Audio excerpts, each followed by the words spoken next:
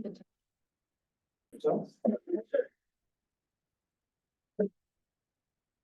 this is our monthly city council meeting. It's January the 16th. And with that, welcome and we have a busy agenda. And so let's start with the roll call. Mayor Ikerst, Here. Councillor Pendergrass, Here. Councillor Phillips, Here. Councillor Jim Richards, Here. Isn't that supposed to be acting counselor? Or acting? What's that? You change that to counselor, an acting mayor. He's was a it? councillor, isn't It's an acting mayor in November. he? Sorry, I didn't, Did we change it or? No, I said, I was wondering how it got changed, so. for tonight, he's a counselor. yeah. Sometimes your acting mayor is when you're filling in for my absence. So. All right, we have an agenda. Before, so, there's no changes or additions. I'd like under new business, I'd like to add discussion of responsibilities, rules and authorities.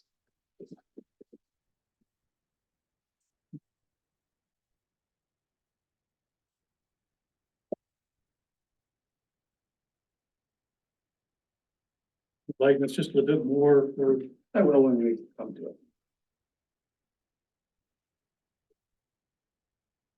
responsibilities. You say it was? Responsibilities, rules and authorities. And then economic, and then I for economic, the EDA. Under two, I'd like the discussion on the bylaws. Do we have any of them?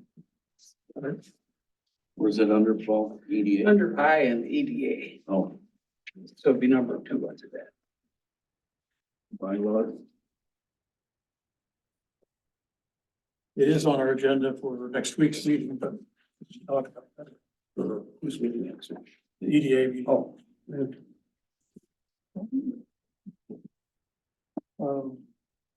All right, any other changes? We're going to make a motion. We approve the agenda with those two additions. And under new business point F. And item, under I, point number 2, bylaws under the Economic Development Authority, EDA. I'll second. All right. Any other questions? Seeing none, all those in favor, signify by saying aye. Aye. Aye. Okay. So next is our public forum. The city council welcomes and encourages participation from community members. Please keep in mind that your comments must be pertinent to city business and must adhere to data privacy rules. No employees' names may be used. Please do not expect action from the council this evening regarding your concerns. To address the city council during public forum, please step up to the podium, state your name and address, and fill out a form provided. Speakers will be recognized only once. You will be timed for this 3 minutes. Begin speaking when the green card is raised by Renee, our deputy city clerk. The yellow card indicates that you have 30 seconds left, and the red card indicates you have reached your 3-minute time limit and will stop. So with that, I would ask who would like to speak to public forum, please step forward.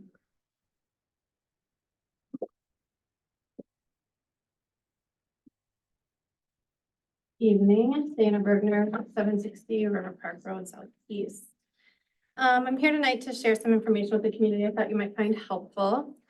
In October, shortly after 3 men on this council voted to terminate our city administrator, Joseph Turner, a former city administrator and podcast host with over 11,000 followers on LinkedIn, shared the Star Tribune article about Orinoco written on October 19th with the following words. Being a city's first ever city manager or administrator is a very difficult job with a lot of risks, primarily because none of your bosses really know what a city manager does. So how can they judge your performance?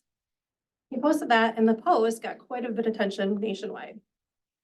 And some of the interesting comments I thought I'd share tonight included one from Ken, who is a city administrator. He said, elected or appointed success depends on seeing the mission as greater than ourselves. That is a challenge. It takes a measure of ego to think you can lead, but it takes a larger measure of humility to succeed. The council-city administrator relationship is a partnership. One side of the street governs and makes policy. The other manages and informs the policymaking process. Unfortunately, there are too many elected officials who think winning an election qualifies them to work on both sides of that street. It takes time for a governing body to learn how to work with an administrator. Doing the job right means sharing power. And that can be particularly hard for small town elected officials. I think we've seen that here. Mark, a municipal finance consultant, commented, these small cities need to rethink their approach to city government and how it's managed. Unless a small city has unique demographics, its residents will be hard pressed to elect a council that has many board level experiences. Most council members I have ever hired or I've worked with never hired anyone at any level, yet their roles, they must hire city managers, city attorneys, et cetera, and then they must give these executive performance reviews. It's very difficult to assess this particular situation from a newspaper article, but I would bet that the Orinoco City Council has no idea how their handling of this situation will damage their next city administrator. Warren, a city administrator from Texas, commented, 1 year is not enough time to prove value. A minimum of 2 years is needed for grants to get approved, software conversions and infrastructure improvements to be made. My question tonight, and I wanted to bring it up to the community and this council, is that this personnel committee is still in place. And what are they gonna do? What are they gonna change now that they're going to be hiring a new administrator? Will you act with humility and learn from and with this new administrator? Or will you set achievable goals and expectations? For the sake of this community, as a resident, I hope you do. I hope you choose humility this time around and you set up this administrator for success instead of failure. Thanks. Second call for public forum.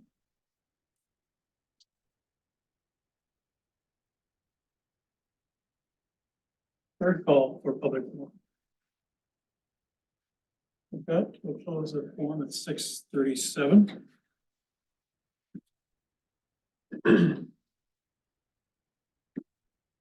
Tonight, we have a presentation by Randy and Ellen from MnDOT. Excellent. Excellent, sorry. Got MnDOT on my mind too. So this is in regards to the Mankato, Mississippi power line and the alternative routes. And they were gracious enough, this is a little bit late, but they did agree to come and give us a presentation and we appreciate you doing that. So with that, I will call Mr. Reddy. Yep.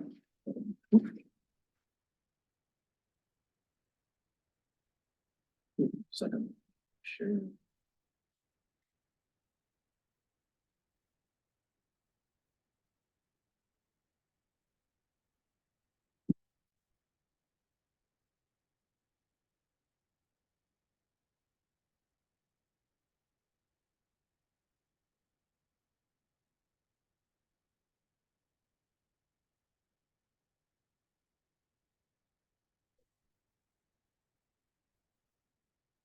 So before you begin, just for your reference, we have community members here.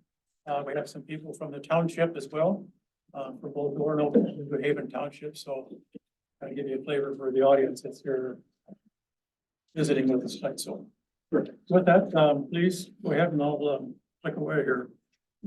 Great, thanks. Well, thank you again for inviting us. My name is Randy Fordyce with Xcel Energy. This is Ellen Heine, also with Xcel Energy. Ellen leads several permitting projects, including the Mankato to Mississippi River Transmission Line project, among other energy infrastructure, whether it's renewable energy that we're building or a lot of transmission lines that we're building. You can go ahead and move forward. We'll talk a little bit about the overall project itself, and then eventually get after a little bit of general information into the specific areas around Orinoco that we're working. You can move forward. So this project, the Mankato to Mississippi River Transmission Project, is part of that could affect Orinoco, is part of a larger set of projects. There's a group called MISO, the Mid-Continent Independent System Operator. They are a kind of a federal organization that manages the overall management and access of the transmission grid in the upper Midwest, 15 states and two Canadian provinces, and that includes Minnesota. Xcel Energy and other utilities in the area are members of MISO, so we can't build new transmission lines or take them out of service without MISO having done studies to show what it's going to do to the rest of the system and make sure that reliability, everyone gets the energy when they need it, is kind of their mission. This project in particular was one of 18 that was studied and then approved about a year and a half ago, called a long-range transmission plan. So there are 18 of these types of projects going on throughout the Midwest. I think about 7 that would affect Minnesota, several in Missouri and Iowa, and points further south. One of the big needs of this project is to ensure that we can continue delivering reliable electricity as large, older, especially mainly coal plants are closed in the coming years, and then also be able to generate more, or provide access to more renewable energy that will be replacing that coal-fired generation really over the next couple of decades. Say long-range transmission plans, these projects take a long time to identify, develop, and then eventually build. 10 years in most cases from the time we start identifying a need for a project to the time that we're actually have steel in the ground and energize them. Can you move forward for us? So over the last year or so, we started working with communities and landowners between Mankato and the Mississippi River, where this project would be located if approved, including 9 in-person open houses last year, virtual open houses for people who weren't able to attend one of the meetings in person, had some self-guided information that kind of mimicked the information we presented on our website, and mailed out a tremendous amount of information to make sure that people knew about the project and how they could participate, including about 33,000 postcards a couple of different times, used newspaper ads, social media campaigns to make sure we could encourage people to attend this meeting.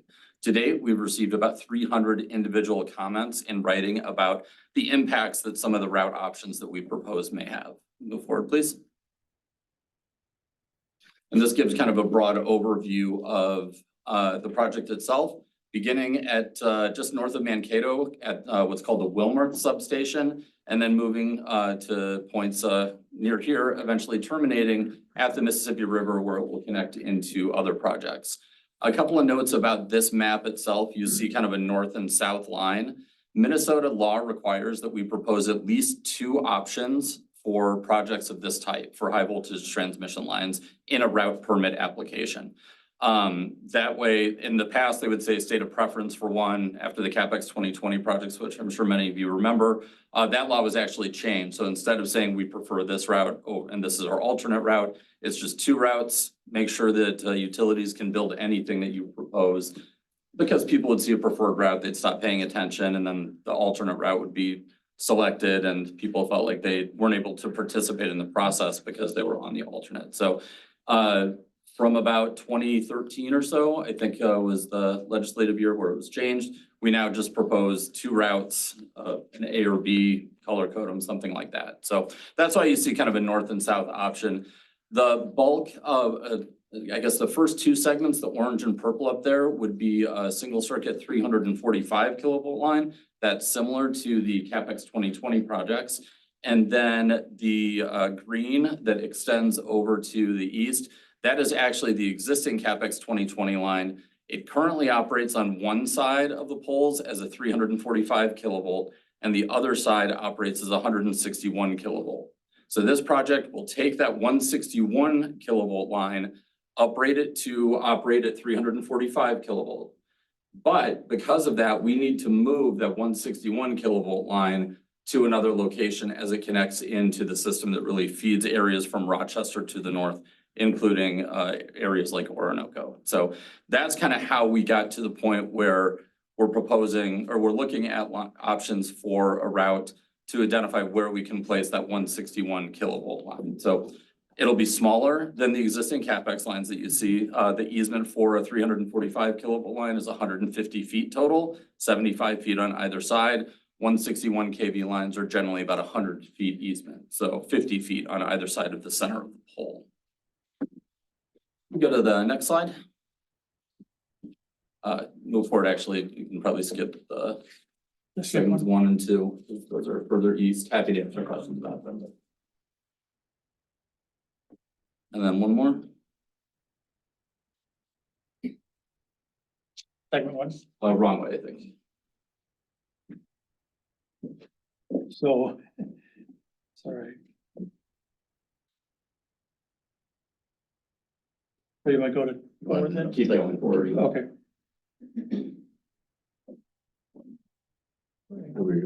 Yep. So here we go. Segment 4. Obviously, this provides a little bit more detail and you can see obviously along Highway 52, one of the things that we're encouraged to look at when proposing routes are following existing corridors of some type, whether that's an existing transmission line, an existing road, and that can be anything from township road, county road, state highway, interstate highway, which we've done on other projects as well, or field lines, section lines, property lines, something that you're not going kind of diagonally through fields and impacting agriculture operations the way that you see a lot of lines that were built 50, 60, 70 years ago were routed just kind of straight line point A to point B. So I think, you know, we've received the information about the potential for a park. We're happy to kind of talk about that and add some, you know, kind of color on the other routes that we've also reviewed and kind of rejected and that led us to where we are now. But I think, Ellen, is there anything you want to talk about specific to routing in this area?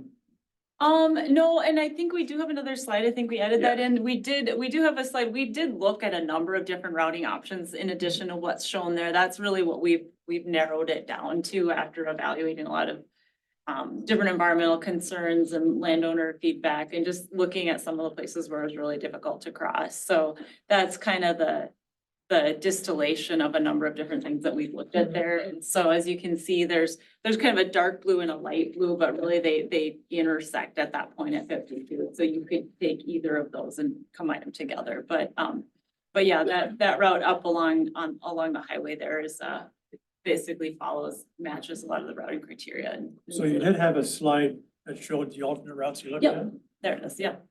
Yeah, so the things in the yellow dashed lines there, that was all other things that initially we had looked at when we were doing early routing evaluations. And then just, you know, kind of taking all those different things and comparing them to each other and looking more closely at the ground, sometimes driving the routes and stuff like that. Some of those just really weren't viable or just weren't as good as other options that we had on the table, so.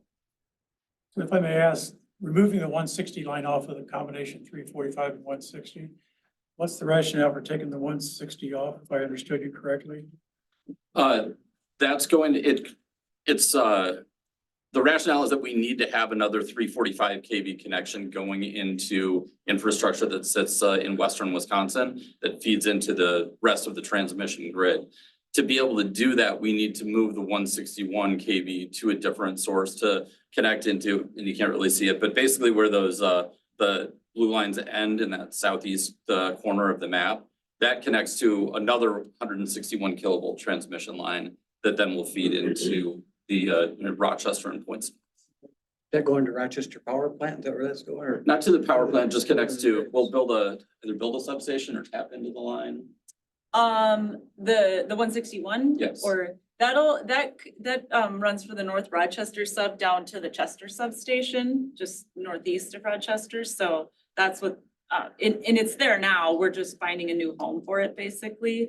I think you actually clicked through it really quickly. The segment 3 of the 345 kV line, that is actually, so the 161 kV line is on the second side of that 345 kV line now. And so that's the issue is that Line? the green line, yep. So that one's there and we're converting that. We're not actually doing anything to that portion of the line. We're just converting that from 161 to 345. So it says, so it has two 345s running now. They're both 345 capable, but the one side is operating at 161 right now. So once we stop operating that portion at 161 there, that 161 line still needs to be in service to serve that Chester substation and that whole, basically the community on that side of So in Rochester. other words, in order to upgrade that one, you need the 161 someplace else before you can boost the power on that one. Exactly. So I did send this picture to you of our park and our. Yep, I shared it with So Ellen and the rest of our team. this is a little bit bigger picture of that, but this is our concern, I guess. You mentioned follows the right of way, but it's on private properties where the line will be actually installed. It would be offset from MnDOT's right of way. We could share part of that easement with the road right of way. But then the other side, we would need to purchase an easement from the property owner, correct? So this is a master plan. This is in September 2010, when the dam and the flood removed the dam. The DNR came in and gave money to remove the dam, put in these weirs, also reconstruction, a new design. This was just a gentle loop before, but there was a lot of erosion with that. So it was engineered to put in these ripples, and this lake bed then was transferred from the county to the city in December of 2018, I think it was. So now this is all designated Ornamental Park, which is up here in this area right now, so. At least the comments that I shared with you, of course, is that we just feel like if there's post every 350, 400 feet, I think that's correct. It's kind of distracting from the view of the park for people to enjoy, so that's why we're concerned about that, and that was the comments in the letter. The park itself does have under the 3 bridges here, a pathway that was used for all the construction. MnDOT allowed us to keep this path here, so that's kind of our connection. If you go up from the west side to the east side, at least walking wise and from the path, so that's part of our overall project plan, is develop this into a bigger park with trails and also with a bridge up here, which would help connect people from the west side coming up, being able to cross the bridge, which is designed to be closer to the bridge itself, just from a flooding standpoint, that's more protective there than someplace out in here, so. So whatever lines, if that comes through here, if it's on this side here, then we're concerned about where those posts are and not allowing us interfere with a potential bridge too, so. I don't know if your route identifies this side of it or this side here. Proposing the east side. Yeah, it's on the northeast side essentially right there, yep. There's This- residential, yeah, pretty close to the highway on the other side, so there wouldn't really be adequate room for it on the southwest side of the highway. So you're saying you have to acquire more property on the west side? We would, yeah. If the line were Yeah, located there. Yep. I think a couple of notes. One, kind of irrespective of this specific park, transmission lines are located on or near parks throughout the entire state. So it's not as if parks and transmission lines aren't incompatible. So that's one just kind of general note. The second note that I would make is that transportation corridors are highly encouraged for transmission line route. So that's why I would expect the Highway 52 option to be included in the application, because it is just a long linear corridor that really fits routing criteria that the state requires us to look at. That said, when we file the application, there's significant opportunities for landowners, the local governments to weigh in both individual comments and in the form of resolutions that the council may want to take, things like that, to let the commission know when it's in their hands what the impact to any specific route would be. So, and I've got fact sheets here that detail the regulatory process. So it should be enough for everyone. But basically what happens is we'll file the certificate of need and route permit application sometime in the first quarter, we expect. The state takes over the process then, and the first set of meetings, they'll go through some administrative stuff like, did you fill out enough? It's called a completeness review. You know, did you check all the boxes in your application, so to speak, or we want more information on X, Y, or Z? That takes a few weeks. Once that completeness is declared that the application is complete, the Department of Commerce and Public Utilities Commission will host what's called scoping meetings for the environmental impact statement. And by environmental impact statement, they mean the traditional things like how would each route option affect the environment, birds, wetlands, wildlife, but also impact to homes, impact to businesses, impact to ag operations, and potentially how it would affect community development, of which, you know, I think the park would fall under kind of that umbrella.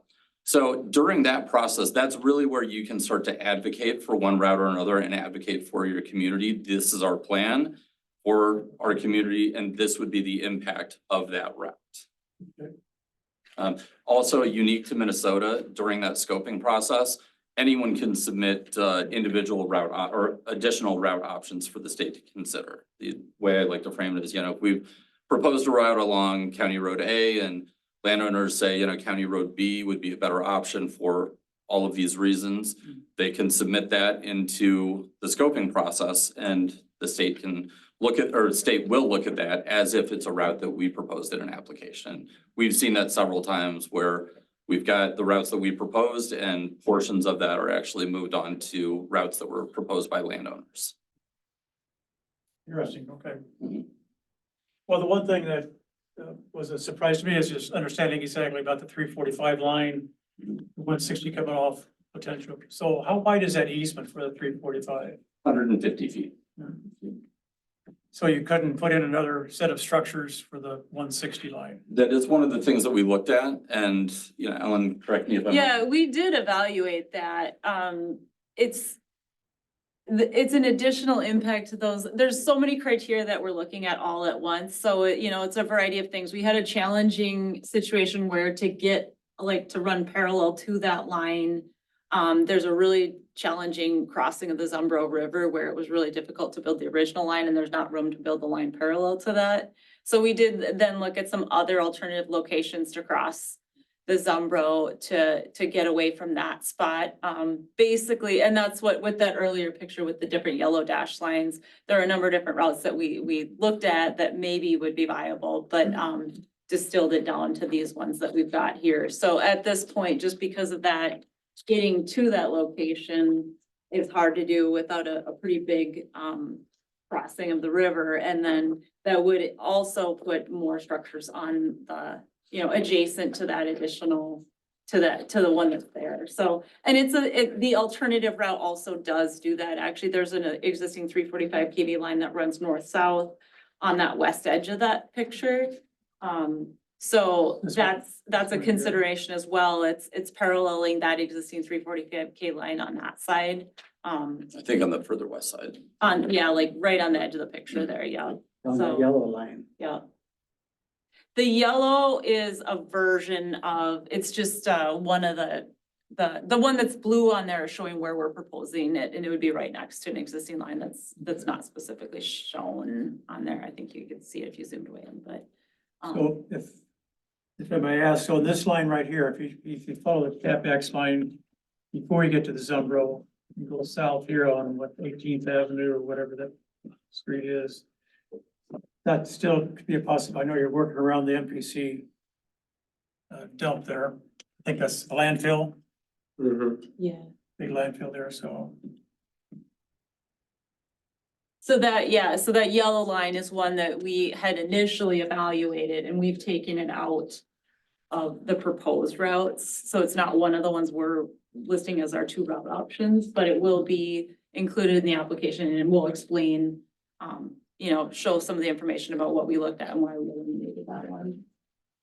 But to Randy's point, any of the ones that we looked at before, and even if we aren't proposing them, somebody else could suggest to the commission that they reconsider those and that they studied that during the environmental study, and that's something that they could do as well. So anything that we already looked at and we've got some information about, we're gonna include that information in the application just to provide some context around that.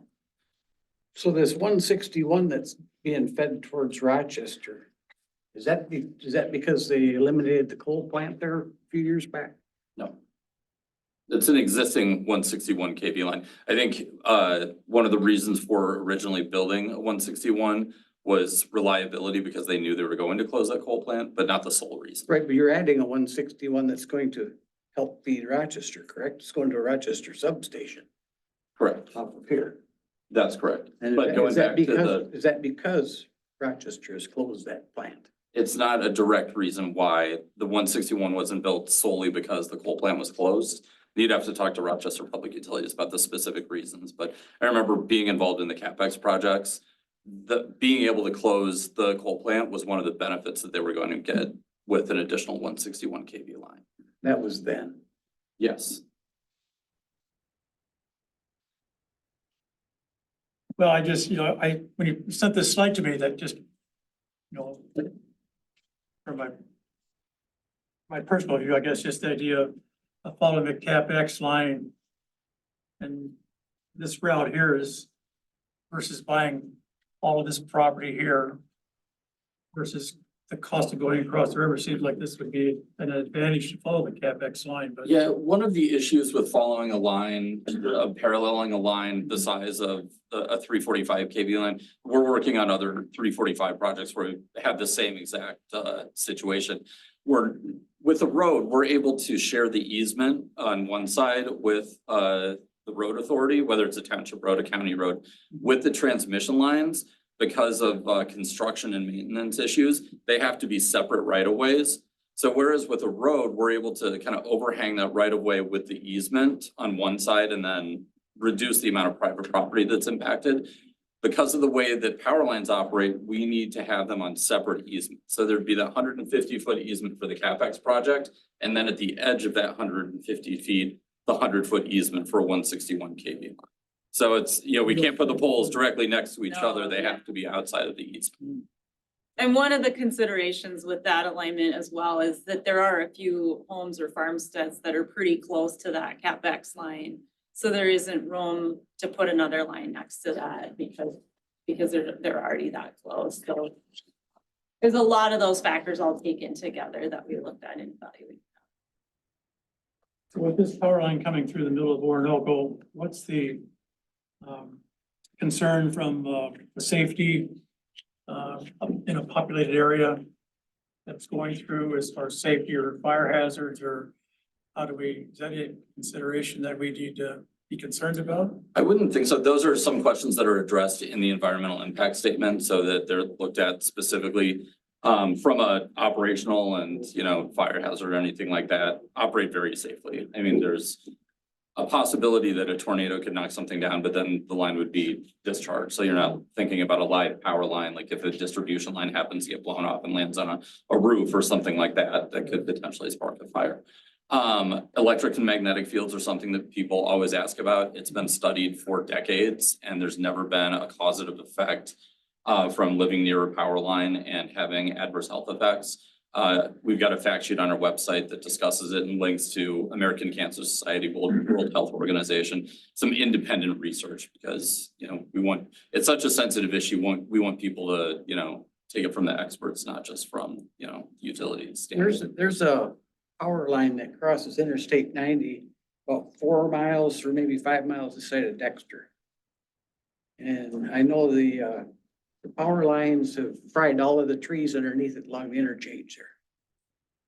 Is it too low to the ground or is it electromagnetic fields? What is it? I'm not familiar with it. It may be, I'm guessing it's a distribution line if that's the case, because that's not uncommon for them not to maintain those super well. For high voltage transmission lines, they're on a very strict schedule and they don't let that happen. There's a lot of regulations. There was that huge, probably 20 years ago now, there was that out east, there was that rolling blackout situation that happened. And the NERC requirements got really strict. And now our veg management crew is very aware of the requirements and they make sure that there's not trees leaning on the lines and stuff like that. And if there's a storm, you know, if there's a situation that happens where something gets down on the line, they take care of that right away. So But that is a transmission line coming across there. is it transmission voltage? It comes from, I can't tell you the voltage, I okay. don't know that. It comes from Adams, comes up towards Rochester Airport. I can't really tell you where it ends at. I know I've definitely seen that. I've heard that from our veg crews, that distribution lines is more common, but that doesn't mean it couldn't be a transmission line, but I'm guessing it's not a transmission line of ours based on what I know about our guys. So one of the questions, did you do architectural studies, Native American artifacts, that type of thing? We do. Yeah, We know like there's been a lot of, next to the rivers and everything. I would think that'd be something that that'd be a concern to make sure you're not violating or not violating. Just Yeah. digging in an area where there's. Yeah, we've actually got some pretty recent experience as it comes to archaeological issues on both transmission and wind energy projects that we built, both in Colorado and Minnesota and South Dakota. So the Huntley Wilmarth project, I know we found some artifacts. We had consulted and we do consult with I think the 8 recognized tribes in Minnesota, work closely with them. And then if, you know, we do find something, immediately kind of stop work in that location, bring out someone from the tribe itself, the state office, can't remember who we worked with on Huntley Wilmer. Yeah, with tribes and I the believe Corps so. of Engineers, I think, Could wasn't be, it? but- Yeah. Yeah, we've got a process in place. If we find something to make sure that we identify it and then start working with the appropriate groups. I know we've taken about 30 minutes here, but is there anybody that would like to ask questions that you may have not gotten an answer for? We covered a lot of it, so. What is the wind rating? I'm sorry, can you repeat that? What is the wind rating? Wind rating, I don't know the specific wind speed. I know that on previous projects, they were rated basically up to tornado level. And so when structures like these do fail in the event of a tornado or anything, they don't topple over because of the way they're constructed. They're kind of built in segments. So they would essentially hang down versus, kind of toppling over the way a tree gets pulled out by its roots kind of thing. And then obviously if there's a tornado, there's going to be such significant damage in the area. And we've dealt with that, but I don't think I've ever seen a situation in the last 10 years that I've been working where a tornado came through and like knocked down some of these types of structures. We do occasionally get that with some of the older wood structures that we've had where just a big storm has come through and taken out a big section of it. But these would be single steel pole structures on foundations, so they're a lot more storm resistant than those wood poles typically. So will these be similar to the ones that are north of? Similar but smaller. They will be single pole structures on a concrete foundation, as Ellen said. What time frame are you looking at where you have to come up with and implement and start your plan according to a deadline or based on ideas that aren't generally accepted? Yeah, in terms of a general schedule, we'll file this application sometime in the next couple of months. That kind of administrative review process, I'd say that the first set of meetings, those EIS scoping meetings, late spring, probably closer to early summer timeframe. Public hearings in the area overseen by an administrative law judge, late this year, maybe. Yeah, so maybe late 24, wouldn't surprise me if that got pushed to early 2025, just based on the schedule. Generally, from the time you file an application to the time it's approved is between 12 and 18 months. So mid to late next year for an approval on which route would be selected. And then another year or so of design, engineering, easement negotiations, and then construction sometime, 2026 timeframe and expected in service in 2028. Is weather a factor when you put the power line or the poles in? Does that? It can be, but these crews generally work year round. Yeah, actually, one of the issues with weather is more season. We can't take some of the lines out of service. So there are some spots where we're looking at double circuiting with existing lines and they can't take outages during the summer just because there's a higher load during those time periods. So there's some stuff like that we have to work around, but and yeah, like really bad weather in the winter, they'll like high winds and stuff. There's times that they can't work, but they can work through a lot of pretty horrible stuff. So it's more of those constraints on the electrical system and when they can actually do some of the stuff they need to do. I noticed that in some of the recent changes, well, the road along or Highway 52, it crosses over from the north to the south around the Prairie Island Indian Community property up there and then back over. Have you had conversations with the Prairie Island Indian Community and they encourage you to route that someplace else other than? Yeah. Well, yes, we have had conversations with them and we added that route option at their request. I believe we're still have the eastern option. Yeah, it's an alternative that's been added based on those discussions. But yeah, there's options on both sides. So there's a couple of spots, there's like down in the southwest corner there too, there was an adjustment that looked like a viable alternative. So that, there's some of those smaller, like you could pick one of these Wondering two. what that adjustment was. Yeah, we do have a number of different spots like that throughout the project as a whole where, because the adjustment goes near a number of property owners along 85th Street there. And was there a problem with the soils or something? Or there's nobody, there's no residents down there. No, we haven't done any soil work. That'll wait until we have an actual route before we start doing kind of soil sampling and some of the what they call geotechnical work. That option, we had talked with the Prairie Island Indian community. We've got a pretty good relationship with them. And they had noted that they were planning on building residences there. We kind of explained, just as we did it earlier, that Highway 52 is such is the type of corridor that the commission would want us to consider. And so we let them know that as well, that we would include the entirety of the 52 corridor, but did add on another option around their future residential area. I was wondering, this is a new one here too. That's what the one I was Oh, okay. wondering about. What did that one? That one, it was, it followed property lines right up until it got towards the end of that point, but it meets up with that existing transmission line that runs north-south. And it had cut just across like a valley where there was a stream there, and wasn't following a property line. So we just moved it, followed a road up to where it could be just located along an existing road there instead of just cutting straight through the middle. But again, it's an alternative that's been added as an option. So the other one hasn't been eliminated. Thank you. One more question. Go ahead. When in the process will the decision be made between the two routes that you're proposing? At the end, At the very end? yes. So like, when would that be? In- Probably mid 2025, I would say. So EIS scoping meetings are the first public comment period. The public hearings, probably late this year, the second kind of public comment period. They'll hold public meetings in the area and open a written comment period about 3 weeks after that as well.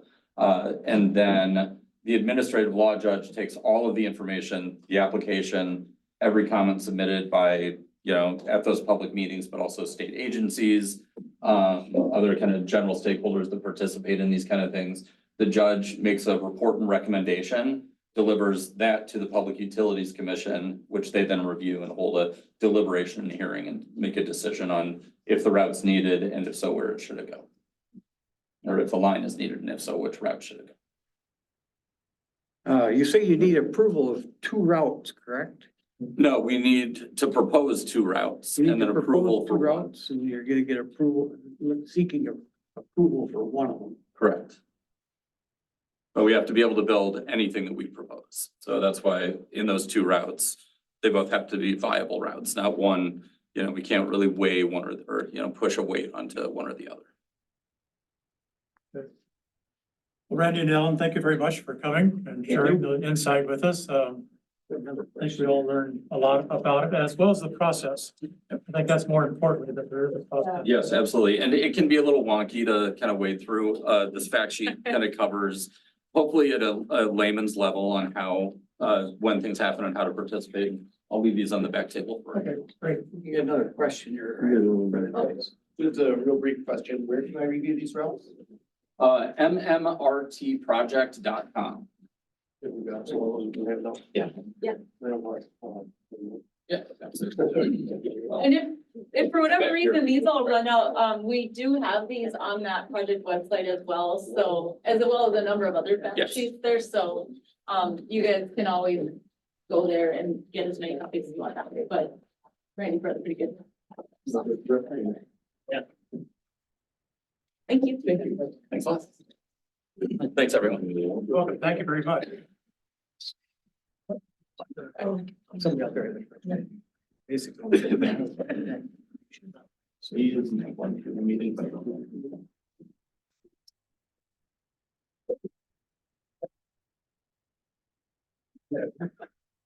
First I've heard. Back.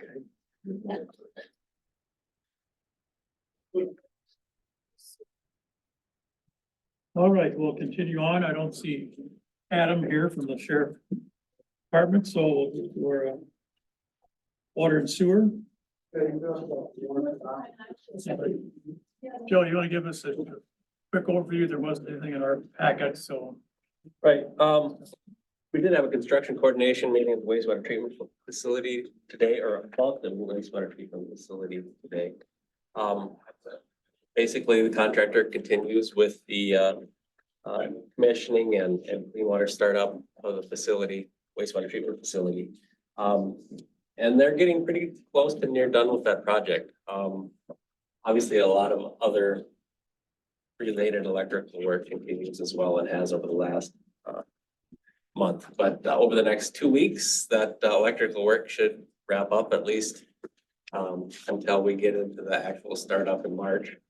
And the commissioning should be largely finished this week. So the contractor over the next couple of weeks, be wrapping up the electrical work that remains, completing punch list work, miscellaneous things like that. And February is gonna be pretty quiet there. Any questions for Joe? All right, the Fitzgerald thing is going okay too.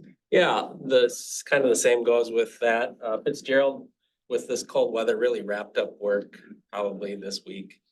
Or this last week, actually, with some testing work and punch list work. They have some additional punch list work to complete. Little quick update on lift stations. The lift stations are all scheduled, the lift station control panels, that's the piece that remains. They're all scheduled to ship to Orinoco and be installed by the end of February, early March. So we should see lift station 1 here in the next couple of weeks, and the rest of them should trickle in over the next couple of months. And so that continues to be on schedule as well. Anything to add or questions? So they're getting the materials for one of the lift stations. Yeah, lift station 1 is the big lift station, River Park. That's supposed to come in the next couple of weeks. And again, it's just a control panel. All the conduit is in. They put the control panels in, pull the wire, and the lift station should be functional. Plug and play. Well, sort of. Fairly quickly though, a couple days, 3-4 days on each site, and they'll be operational. So they are coming. Okay. Moving on, planning and zoning. Update on the development agreement for Two Sisters. Kitchen and bar. Mike, gonna share any comments or where? Very briefly, so we drafted a development agreement. They didn't like that. They provided comments. Mr. Gothier did, and then I got a call from his attorney, Mr. Beatty, who stated he wanted to provide comments. And so then after that had happened, Mr. Gothier had provided comments, but I was waiting for them from his attorney, not him. So then I emailed him on, just looking at it, January 10th. So that was it'll be a week tomorrow. And he replied, and I asked him, are you also providing comments, or is it just Mr. Gothier, just so we can move this forward? And he replied saying, I'm intending to get you comments. I've been plugged in meetings all day. We'll work to get this to you ASAP. I haven't heard anything since. So that's where we're at. So we'll just keep working on it, and I think I'll reach out to him tomorrow if we don't hear from him. And then we'll just move forward with redrafting it. I think we're working through the issues, kind of just me and Joe. I think we'll come to. We'll move it forward, I think, by the next meeting, hopefully. Yeah, comments for Mike? Yeah, it would be good to wrap that up and. The next item is a WSB contract. This is with planning and zoning for the code 151 update. I believe you've been talking to Lori, or they sent the last one to you. Right, so they should have printed them off, right? Yeah, they're on the. So they got us comments yesterday, and we accepted those comments, and the final contracts in your packet were provided as a supplement to the packet, but it didn't have the insurance certificates in there. They sent those to me at about 4 o'clock this afternoon. Okay. And I reviewed those and they're fine. So if you approve the agreement, we'll just, before you sign it, we'll insert those. into that second exhibit. And I would ask that P and Z take a look at it too, the final state. With the changes included. I think they were copied on that correspondence. They haven't had a chance to look at it yet, so I mean, if we need to do a special meeting for P and Z to take a look at that. I think it'd be worthwhile, maybe we can swing that in possibly even next week or something that way. To try to do it, but I think that they should look at it first before we turn around and get their approval, so. So, Renee and I won't sign it until you guys have looked at it then. Yeah, I think that's the right way to do it. You Okay. could vote to approve it pending that review. And then if they don't have any comments, you could just sign it then, based on your vote tonight. And if they do have comments, you could bring it back or. I make a motion to send it back to P and Z and review it first. Second, For a second? second, I did, I Okay, second. sorry.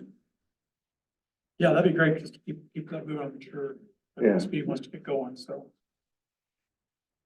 Any other comments? All in favor, signify by saying aye. Okay.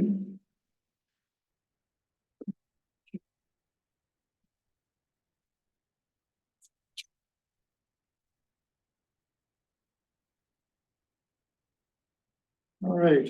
Um, Next item is just make a motion, we accept Paul Pendergrass's resignation from the Planning and Zoning Commission. Second that. Second.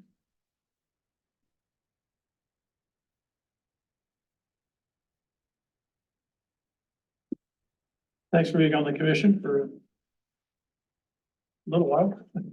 So. That's a date for any discussion on it, so.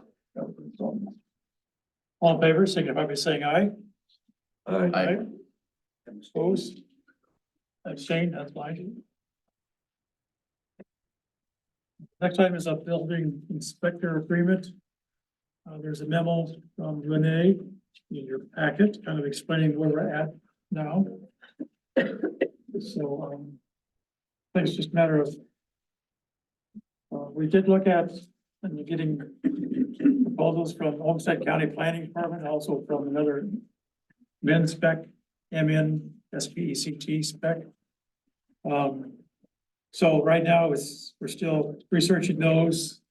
CMS does offer, they take care of zoning questions. They also have a master plumber, and they're, within their organization. So that's important with our water hookups. That's not to say we can't work around that, but right now we're taking the approach of, Renee puts in her memo, just we'll sign the agreement with CMS to continue that, so we don't have a gap here of not being able to handle permits, but there is a 60-day termination clause in the contract. So if we continue to investigate and decide we want to take another course, we have a way of getting out of the CMS agreement. So it's all very legit. So that was an update there. Okay, fire department. We have a couple new hires. Carter Sizzle and Logan Gracie.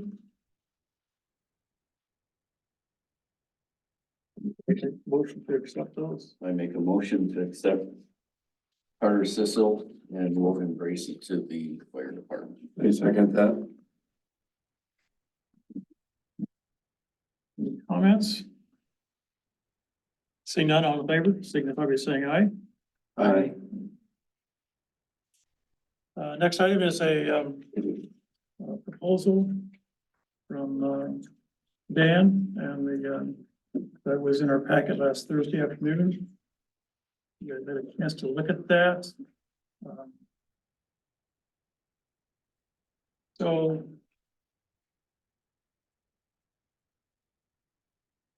the fire department representatives took a trip at their own expense, I understand, to look at this used fire equipment. It's a rescue plumber. Rescue pumper, I think it is. I don't know if you had a chance to go look at the website of the truck. There's some pictures in there and specs. If you want to take a look at that. there was a proposal for a lease, an 8-year lease arrangement with CNFG, Continental National Financial Group. So why would we lease it? Was that? Why would we lease it? I guess we should have, Dan, you want to come up and comment to that? Or Johan, whoever can speak to that?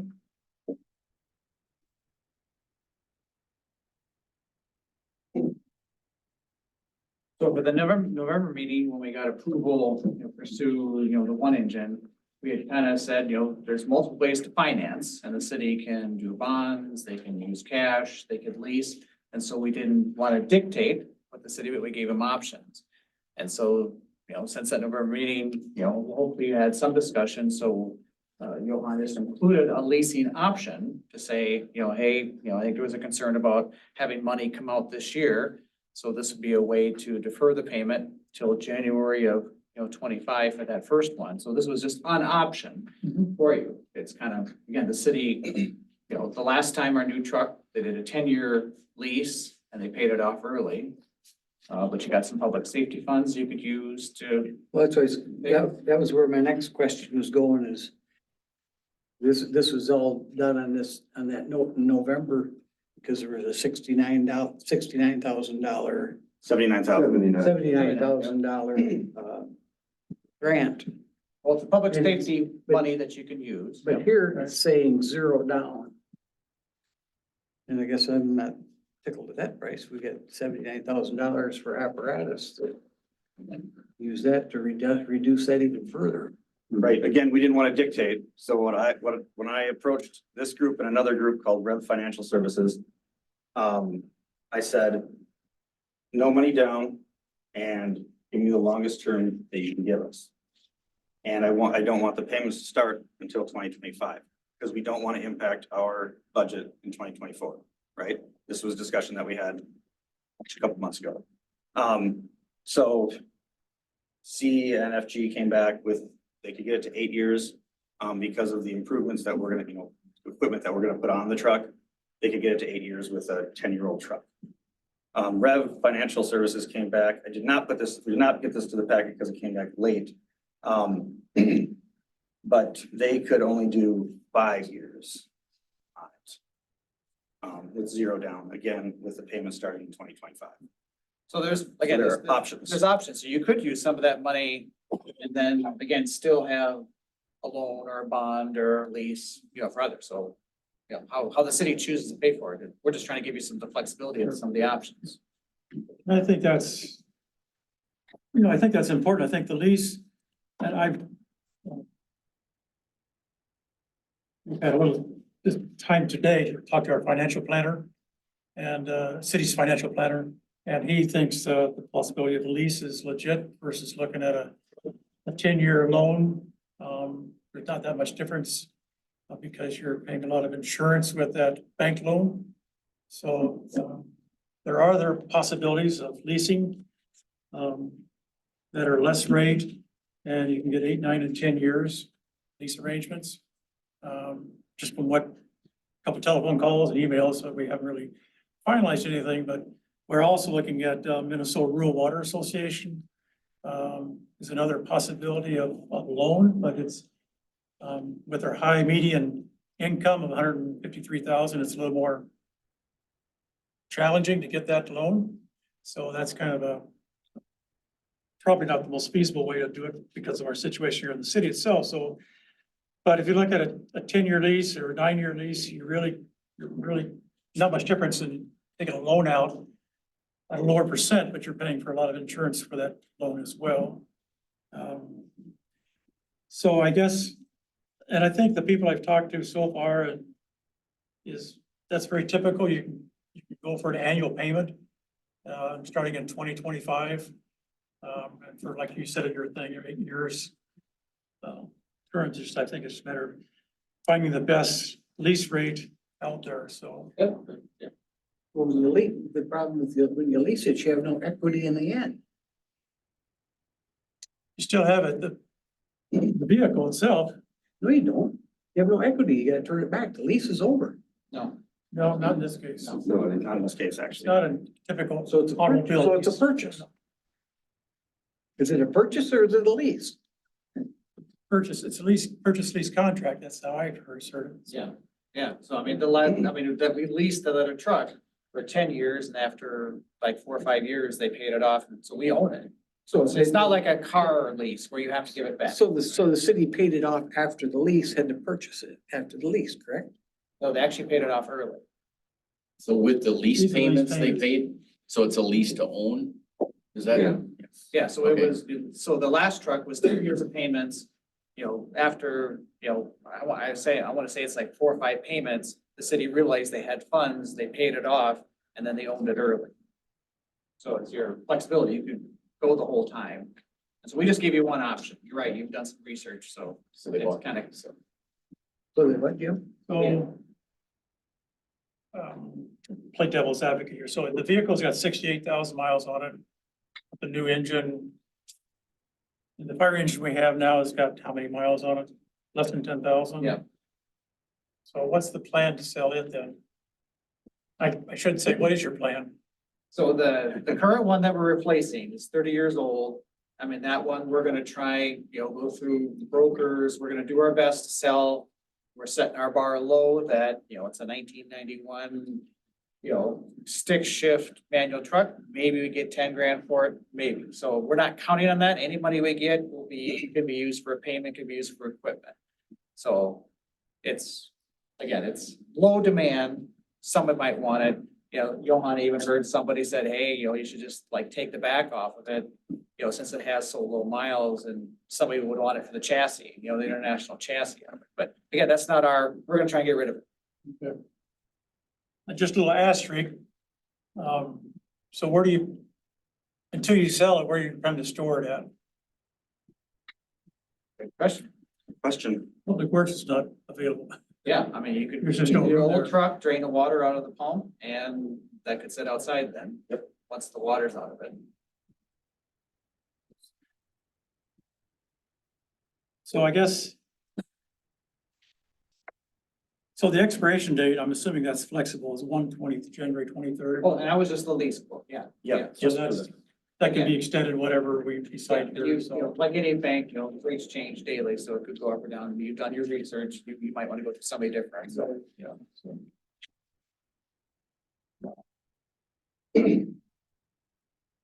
I know it just seems like a lot of money for a 10-year-old truck with The truck 68,000. was almost 500,000 when it was new. And you're right, it has high miles because they do almost 800 calls a year. And this was their, a truck that they were using, and they were lucky to get a bond to buy a new haul and get a new truck. That's the only reason they took it out of service.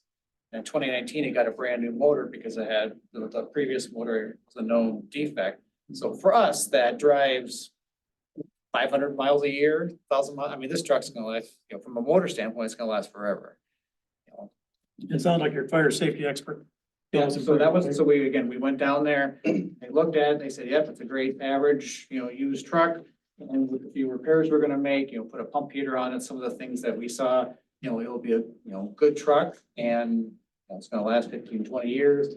It's nice that it's off this, our other one's a 2015, so this is 2013, so it's very close, but the rotation schedule would be off a little bit, so that'd be good. We wouldn't be coming to a future council meeting saying, hey, now we gotta replace 2 trucks, because we'll have trucks that have a little different of an age. Yeah, so this truck's gonna, a long life. The miles on that Cummins motor that's in it, that was replaced in 2019, they only have 20,000 miles on it. So it doesn't have 66,000 on it, it's got 20. If you pull up FireTech's website and look at the equipment included in the sale, it talks about that. Does this one at St. Cloud had at one time? Or? No, so we went, so at the November meeting, we asked permission, pursue an engine. We hadn't seen it. We went and looked at it, and you need to go look at stuff because we learned some stuff that, scared us away. So that was good that we looked at it and, kept on looking. This one popped up. So again, good to go look at it because you definitely see things differently when you drive it. But the one in St. Cloud would never meet our needs, and we would never buy it. Used car beware. So with the equipment that it's coming with, is there anything that it doesn't have that it needs? I'm assuming the wrap. Right? Yeah, so there was- And then the heater you were So talking there was a about. couple for of the pump physical things that it needed. It had some surface rust that they said, hey, let's just fix it right away. It did not have a pump heater, you know, it was placed in Indiana. It gets cool, but not cold. So that would be something we'd want to do. They had like between the cab and the chassis, it had like an open door. So we'd want to fill that. It was just, you know, these are just minor things to make it, you know, I mean, you could take it today and use it. These are just things we thought, let's just be preventative and, you know, fix a few things. And they're going to take We care would of bring that up and we would have fire safety fix it. So that was part of our bid is, you know, we're gonna get a few extra money as part of the lease to just take care of that. So once we get it, the truck is ready. We'll have everything fixed before it goes into service. It's supposed to go into service with, March or April? We're hoping for the 1st of April if we can move things along. Yeah, things like the wrapper cosmetic, you know, getting a new hose and getting stuff like that, you know, may have some supply time, but that's just outfitting. Yeah, the truck, you know, once it comes up, it technically fight fires day one. 2 months ago, they had this in service for their new $750,000 engine went into service. So, getting back to our public safety aid that we received before Christmas or right after Christmas is 79,000. Now that, just to be clear, that's a public safety. The council can decide to use that funding for any aspect of public safety. It doesn't have fire department. That's what you're telling Paul, that So it's your right now choice. you have pickup ordered, paid for the first responders vehicle. Yep. That was 42,000. That's been paid for. So the 79,000, is that, we could use that to finish out the first responders, or do you have some other plan to finish out that? So we have our, Equipment and make it we sure. have our gambling equipment account Mhm. that has money in it, so that could be used to outfit the first responder vehicle Right. and not touch this public safety money. This public safety money could be used the first vehicle, you could use the gambling account money to do it, so you have funds. Okay, so it's really up to the council when we decide how to use it. It's not on our agenda tonight, but it should be here in February for sure, so. Yeah, so, yeah, you paid for the vehicle, for the new first responder vehicle, and then once we get the Connex or the box, the Iconics box is still on order. So the new F-250, Ford F-250 is in and at fire safety for outfitting. Yep, so Renee, when I went down there, we paid for that, you know, so that's. You have parking space for that, right? So that, again, we'll have another vehicle that we'll have that old ambulance that we'll have to, you know, that can sit outside, you know, safely, that doesn't have water, but yeah, that's also gonna go somewhere.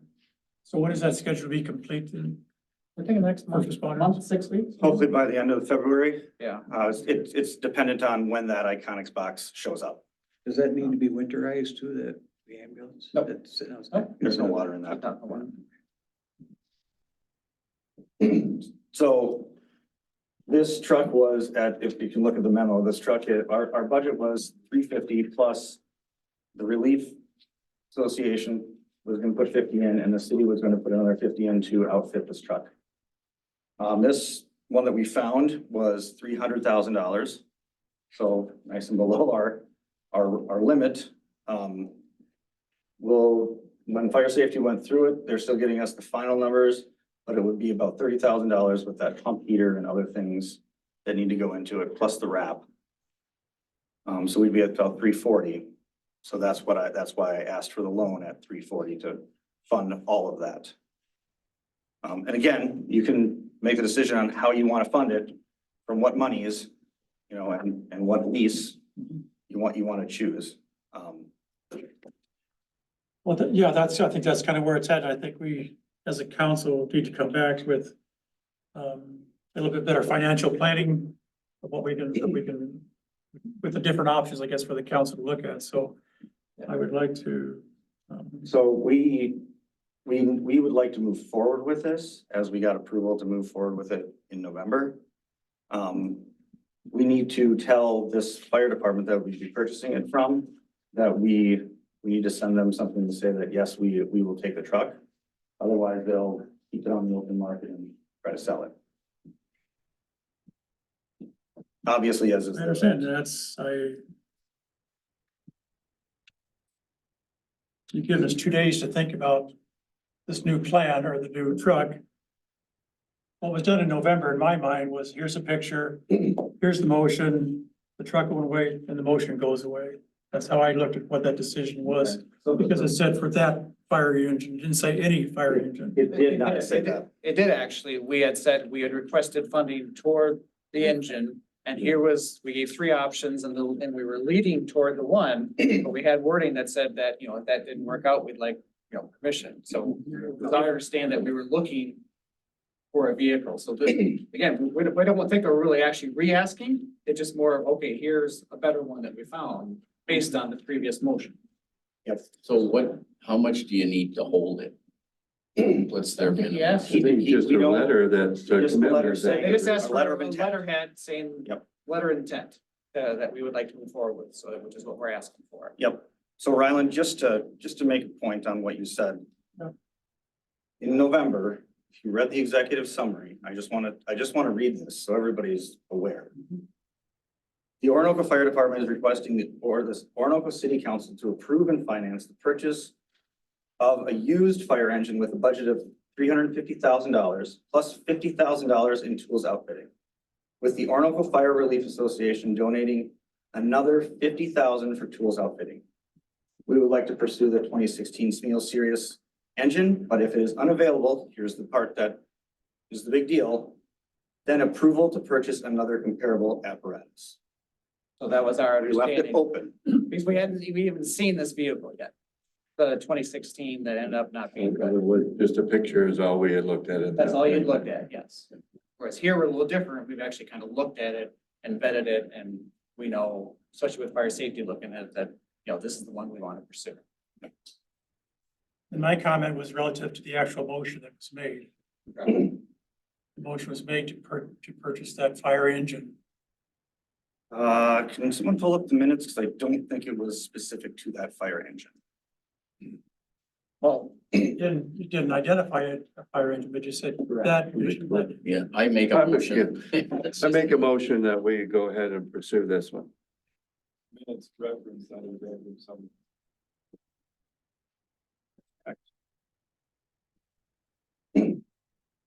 What's your motion? I second. So we have a motion for you to send a letter of intent to purchase, is that correct? Yep. Pending financial arrangements. They will ask for the letter of intent, but they will ask for when we want to actually send them the check and pick up the apparatus. So that can be covered. Those are all details we don't know today. Correct. That's correct. Let's move it along. Yeah, and so last get week, that. when we talked to them, we said we'd get them a letter after this city council meeting, assuming that we get approval to go for it and the details to work out after that. Yeah. Any other comments? All right, let's if there's no other comments, all those in favor, signify by saying aye. Aye. Opposed? That's approved, so we will, you want to send that letter, have city staff send the letter, whoever needs to send it, sign it. We'll continue, we'll get back to you whether we need a special meeting, talk about the financing or sooner the better, I guess, so.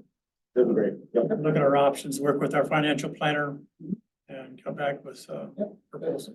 Like I said, yeah, we didn't want to dictate, but you have options, and I guess that's good, that you have some money reserved. It doesn't fit in the building. Yes, Yes, it does. it's actually the same length as our new one. So the one that we had looked at was actually longer, or that we didn't look at until later was actually longer. This one's the exact same as our other end, so it'll fit. Which is a good thing. Yeah, there are some trucks out there that would not fit. Good, thank you. Did you have any other questions for fire or first response? I don't think so.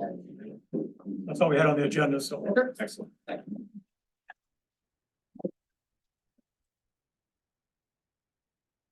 Down to economic development.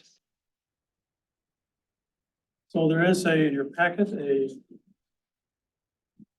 sponsorship agreement that Compeer Financial He's been working with our executive, CETA person, Rebecca. She sent out that grant, and so there was $5,000 to use towards our community engagement. So if you haven't, you should be receiving a letter identifying what our plan is from the EDA for the community engagement planning study. There is a community meeting on February the 24th. That community's invited to attend. The survey is in there. You can fill it out manually or by scan and respond with self-addressed envelope. There's also a QR code as well electronically and fill out the survey.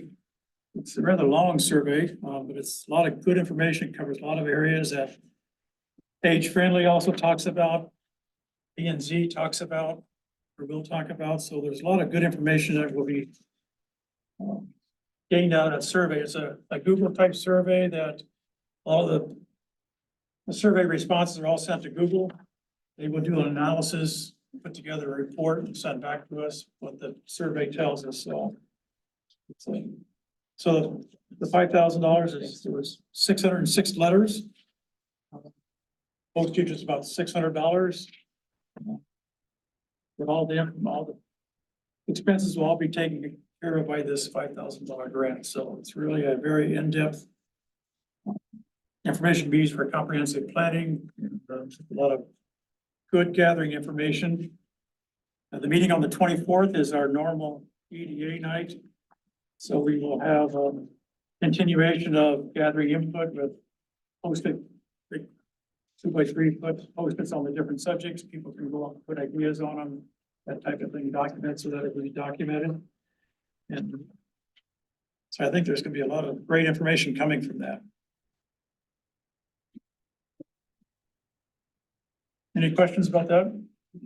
Hopefully we mailed it Friday afternoon, so hope you'll see him, should be seeing them this week, so. So this money is to pay for the mailings? Is that what that's for? All the expenses going into provide the community engagement. So who is Compeer Financial and what drives this, I guess, I mean. This is an It's a EDA company thing you're that saying? Rebecca Charles has worked with.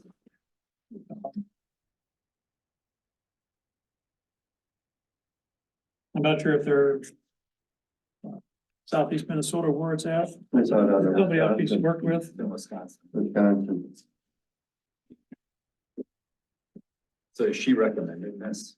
Sorry. Is Rebecca recommending? Yes, this? yeah, she made the grant out application on her own, submitted it knowing that it would come through. So it's great.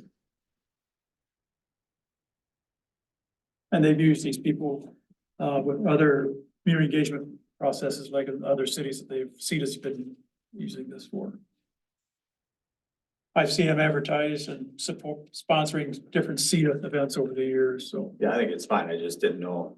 It's a little non-side, just caught me off guard the way it looks. And so it's a grant that we applied Yeah, it's a for. grant, you should apply for a grant. And your executive director is recommending that you do it. Right.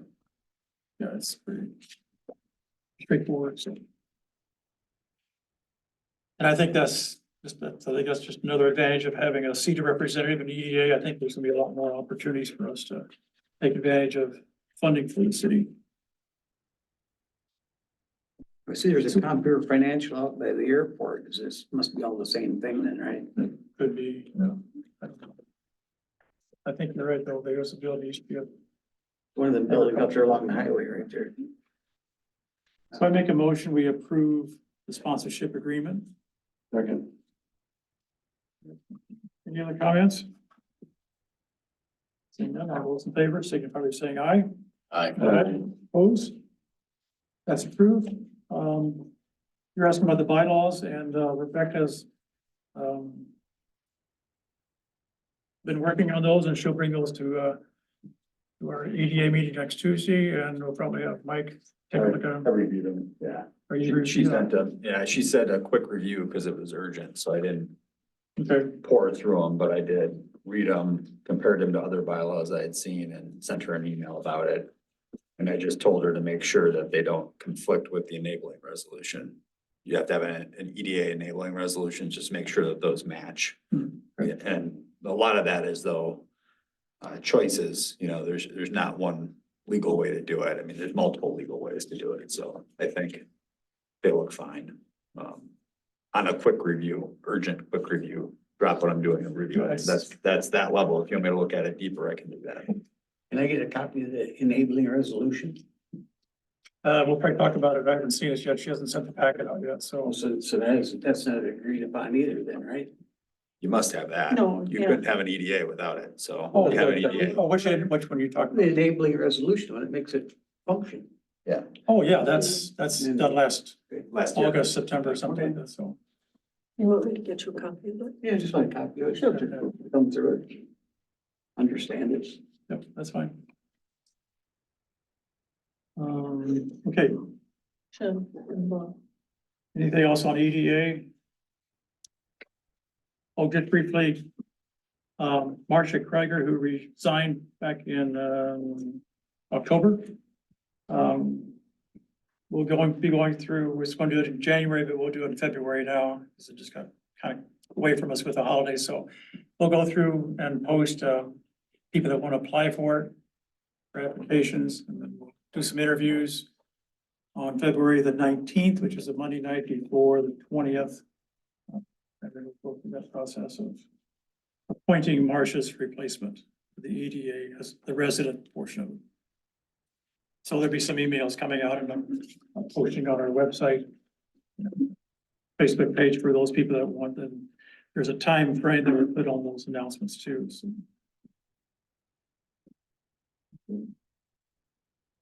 Public Works, in your packets. John Huey is being, we're attending a pre-certification for new applicators in person workshop Monday, April 29th to the May 2nd in St. Paul. So everything for his expenses is in your packet. For a total of, well, just approval to attend, I think is what we're asking for. I make the motion to approve. I'll second. Any, do you have any comments? No. Okay. This is the same training that John Kingsley went through. Yep. Last year or a year ago. Yep, step one. Seeing no other comments, all those in favor, signify by saying aye. Aye. Opposed? That's approved. Personnel. The first action item is approving PTO comp payouts. In your packet is a breakdown of how the PTO is accrued per year for a year of experience or with the city. And reason the limits. Not to exceed 320 hours. Talk about the payouts.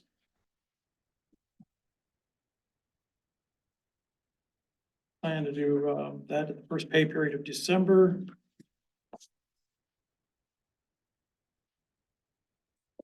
Holidays and para. Think about the para is just we've learned through the para that once an employee earns $5,100 in gross wages, the employee must be placed on para, which is your pension plan. And there is a 3-year investment plan there, so. I think what we're. So the PTO comp is really what's on this first page in your packet. Any other questions from staff or comments? Me that in going over with the budgets and so forth with the personnel committee. And payouts of some of this PTO time is getting so great that it's hard for the city to deal with that. And so in staff meetings and with personnel, we kind of talked about maybe we should have a payout, a limit each year that they would get some of their hours paid off so that if and when they leave, you don't owe them another $30,000-$40,000 and it's paid out kind of as they earn it, some of it that it's earned. So it's paid at what they're making today, not 5 or 10 years from now. And so, most of staff, we had a staff meeting and staff agreed that they thought that they could live with that. And I think the council would be better for it. Your budgets would come in line and not have all of that over budget time that you've got to pay out. You're paying it out each year, You pay out. And then we want to have it where it would be around the holidays too. That would be advantageous to be able to get that money. pay out the first pay week of September. No, we're talking about December, December. after that, you know, and so it's the first part to get caught up and then it will be coming every year after that, so. And then Clarify one thing. On the limits here, you said max PTO and any combination not to exceed 320 hours. I don't think we were capping it. I thought that was the max amount we could carry over. Well, what we did off of that was, that's the max amount that you're starting every year. So yeah, that's the max that you can carry over. But we were looking at it that in case somebody gets sick or gets ill or whatever, that you've got that money that's there that you've already accrued to be able to use that, you know, during that time. So it was just a safety net for whoever's working with the city. That's 2 months worth of pay. But that's what we're gonna continue on with that. So, yeah, they would start every year with that Each max. year with 320, or is that 320 they're allowed to carry over? Don't you have to, don't you earn X number of hours each You month? do, but you're looking at the point, till it gets to that point. What's it mean? Yeah, so it's like if you look, Worded weird, because right It now is it looks worded. like you're maxing us out at any combination of 320 hours according to what the sentence says. So that's why I'm but just that's not making what for, we- I know, that's why I said I want to make sure we clarify that because that's not how we talked about it. No, And we I just didn't, want to make so. sure everybody understands what it was that we were trying to do. Okay, So so what's the a better max you can wording? carry over would be 320 hours. max you could carry over Yeah. of both, any combination. combination. What's the difference between PTO and comp time? Comp time is excess hours you've worked. It'd be a Correct. 1.5 That's your times, overtime. 1.5 times your overtime. 1.5 times your hourly pay. You Correct. get 1.5 hours for that hour. Yes, right. Yep. But that's your comp time. Where's the PTO come from? What's that? That's the vacation and sick time. Vacation, paid time. It's, yeah, paid time off. It's kind of a combination of the two. So we accrue that as we go. Okay. The 320 hours you weren't gonna hit unless you don't take anything for the first couple of Right. years. So it's gonna take a little while to build it up to that, but Well, one thing I'd like to see on the PTO time is I'd like to see that cap. I'd like to see restrictions on that for people that leave. If you have somebody that leaves 7 years, maybe they still get 70% of it. They want to get 100% of it, they're here for 10 years. Why would you give that to somebody who's only working for 1.5, 2 years? but they accrue it. Part of your- It's not just handing it to them. You're accruing it based on what you work. So That's a not- statute, it's nothing. I don't know if it's statute as much as it. Just questioning it. Everything deserves to be questioned. Then that's fine. So this would be included in the personnel policy as well. Yeah, Yeah. absolutely. As long as it's clarified, it's like we just said, carried over, not to exceed 320. So it, basically, at the end of the year, you're gonna get a check for anything over 320. I mean, we encourage people to take it too. I understand. That's the I main. understand, but they're gonna get that check for anything over 320 each year. Yeah, well, and again, it's a safety net for them too, that if something goes on where they get sick, first part of the year, they've got time that's available for them to be able to take care of that sickness that they're The carryover. on the carryover. And I- Prove it to get to it. Well, along with their accrual. Yeah. And I think this is especially important with what we have going on in the city right now, with bringing a new plant online, people being trained, you know, and we're gonna start into our first year of having it live. You know, I'm sure there's gonna be overtime and, you know, a lot of hours being worked and not time to take vacation. So do I need to make a motion to approve Yes, this? please, yeah.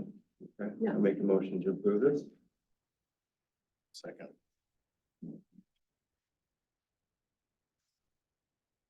Well, I think it's good that we're documenting it now, and so it's questions, but at the same time, we encourage employees to take comp time too. So, Yeah.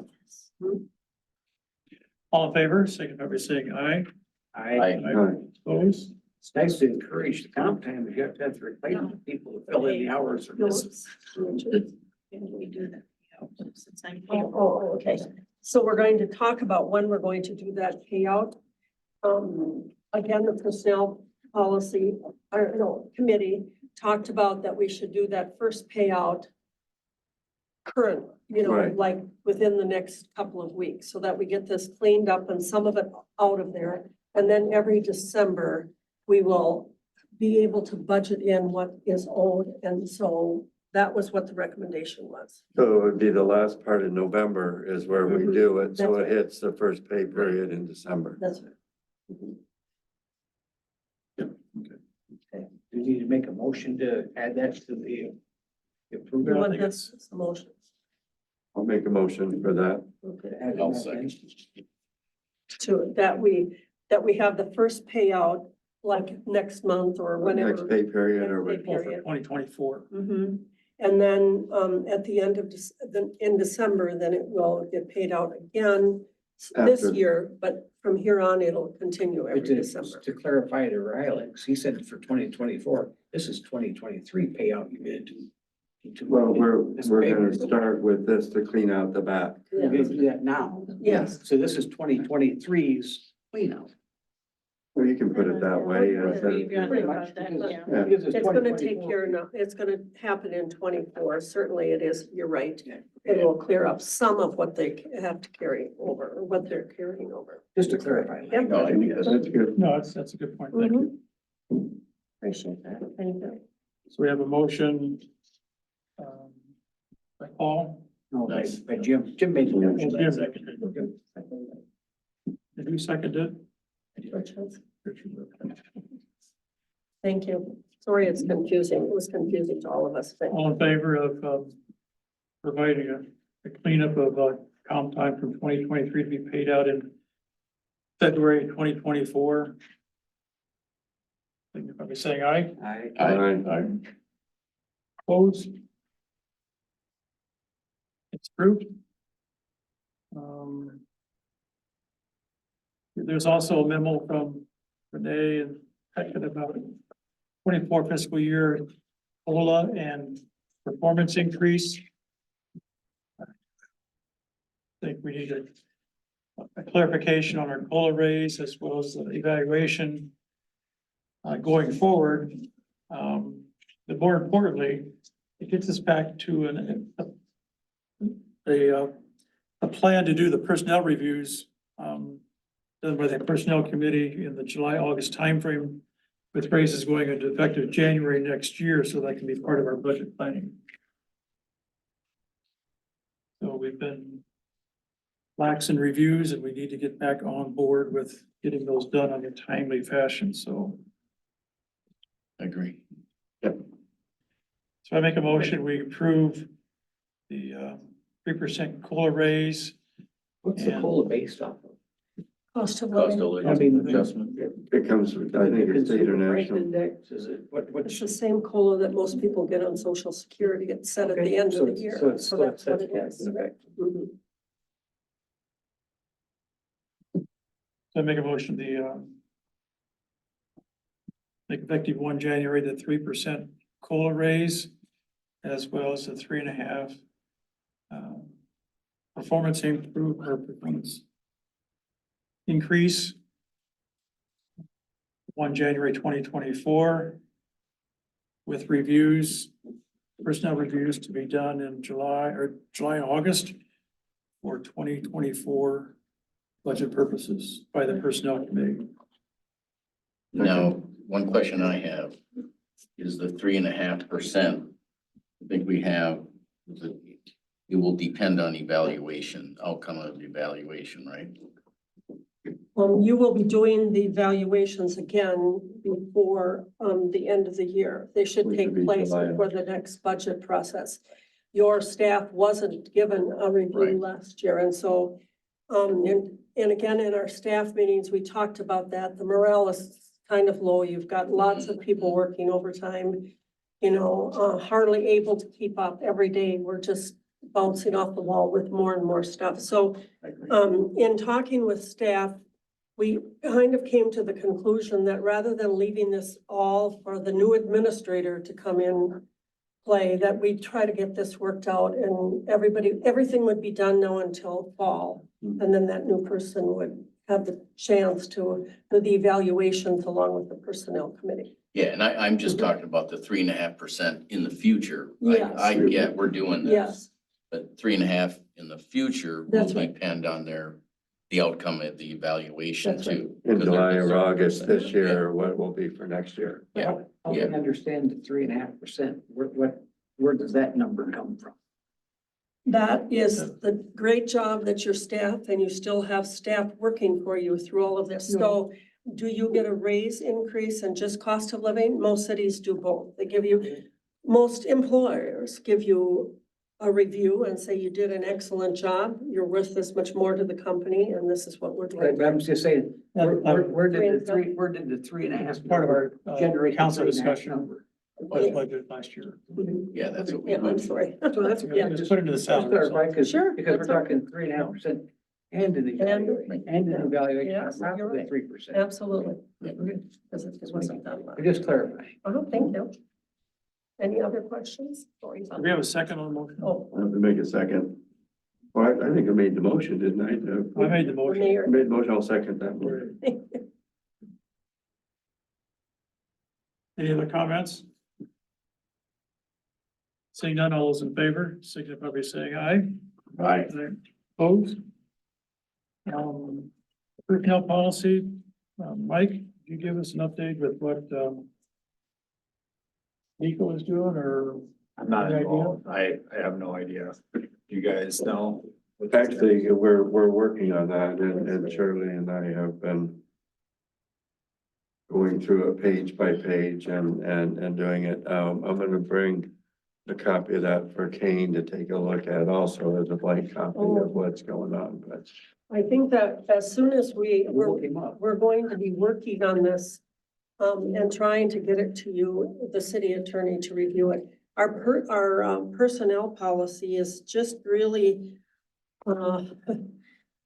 it says, it talks about one thing in one chapter and then it goes to another chapter and it's kind of always in, No, I know, we know, we've talked about. oh, before you got have, here. okay, all right, We've had okay, so you know. Many meetings about Okay, this. and so we're trying to straighten it out that it will be, So we got in And we a have whole some lot that are- deeper than what we did before. And it was just kind of a combination of Yeah. Jim's mother passing away. That were some issues that kind of happened during that. I think that what we had talked about, you weren't around, is that Okay. the committee was gonna work on it. okay, This is before you were all right, hired. that's, So now you're a part of that too. I am kind of, So that the three of you would work on that and Okay. then get a draft.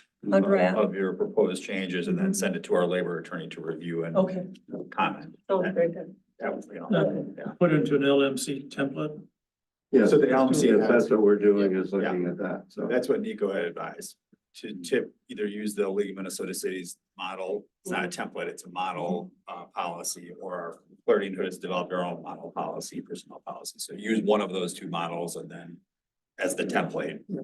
I think that was a smart way to do is do Yeah. LMC and work from that and just bring our others into it. So, Yeah, and there's- then, yeah, make your changes, and just make sure when you're doing it, I guess, this is for Nico, not me, but just make sure you're highlighting, it, like Oh, you're no, it's, redlining it, it's, so that he knows what was changed. no, it's highlighted, it's flagged and Okay. and that, so we got into it. I'll let him know then that you guys are probably a month or away, All whatever. right. Thank you. See, next item is the update on the hire status of our city administrator and the administrative assistant. Public works assistant. 3 positions. So for the city administrator position, I think everybody received the email that Mike will have the binders out for everyone the week of the 22nd. And then there will be, and he basically sent kind of an itinerary for the 30th and the 31st for interviews. So from 2 to 4, meet with the staff at City Hall. You see, I have some extras. there. Oh, good, that'd be great, because I do think that we have to host meetings, To bring my, I would think so, yeah. Basically, so it's new. very Keep that. Yeah, okay. so as you can see on there, 2 to 4, we're gonna be meeting with staff at City Hall. 4:15, 5:15 is a tour of the community. Then 5:30 to 6:30 is a community meet and greet. And then we'll have interviews on the 31st. 10 to 10:45, 11:45. We'll break for lunch at noon. And then we'll have 2 more, one at 1:15 to 2 and another one 2:15 to 3. Okay. And then, as Mike said, upon the completion of the final interview, the city council will go into closed session. He cites the statute there, to come up with an agreement. Mike, I don't know, has he sent you any of this? No, but I was gonna ask, so you're gonna have a special meeting on one of those days, the 30th or the 31st, or both? Probably the 31st, I 31st. would think, be the main one. Yeah. So the 30th is where the candidates come Kind of in. meet and greet. and- Mhm. So you probably wanna post that as a public meeting.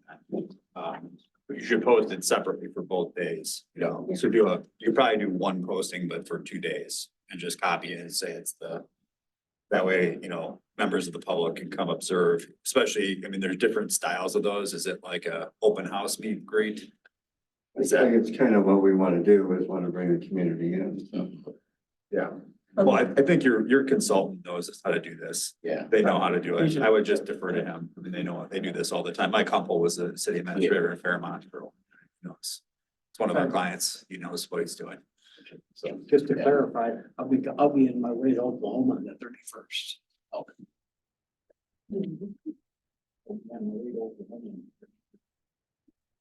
So 5 you're- days. You're both available the whole day? Yeah. Jim? I don't know that I am the full day. I'm waiting to hear. So on the 31st.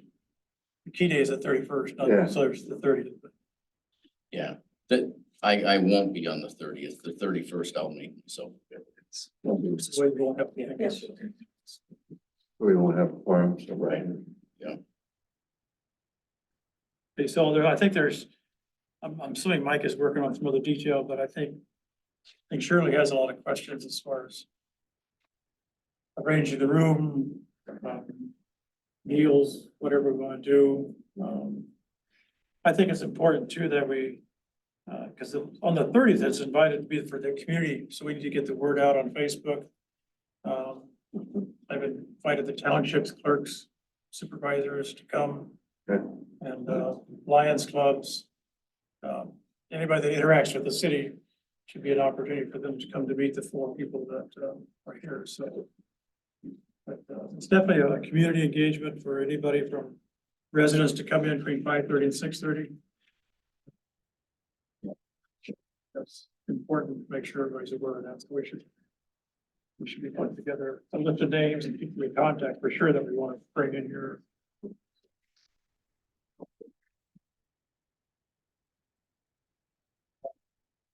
Do you have any other questions or? I don't think so, unless you want us to have you want us to make it like a party type thing. You have cookies and coffee when the community comes in, or water, or you want us just to let them come in and kind of.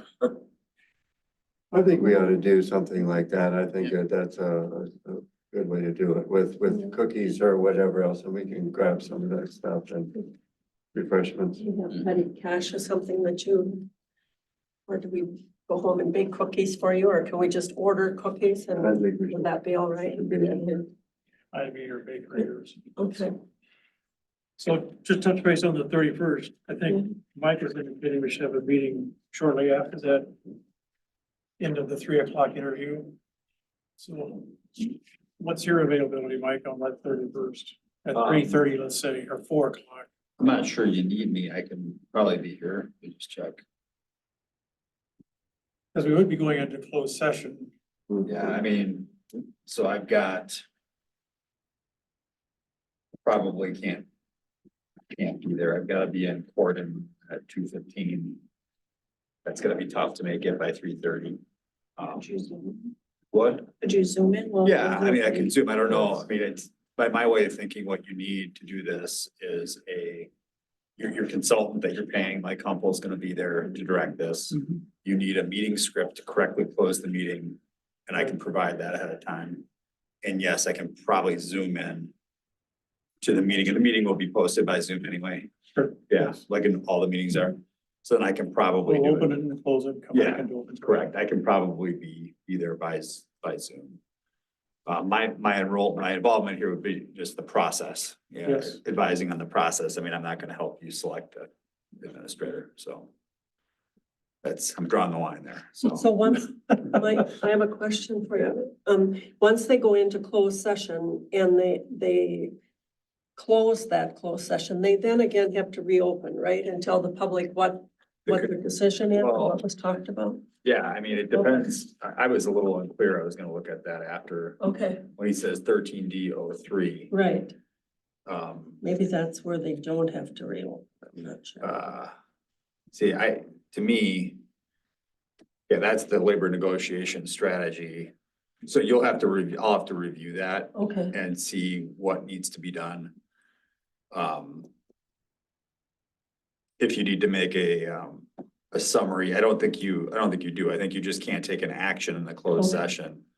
And then any action you take would be in the open session, and if the decision is made not to make any employment offer, then I don't think you would need to do anything, okay, all right. other than adjourn the meeting. You'll clarify that for us. Yeah, right? sure. Okay, that sounds good. Thank you. Other than candidate A, B, C, or D, correct? Or is it none? Like, I mean, that has happened Or none of the above. where they just, no action is taken at that day or whatever, so.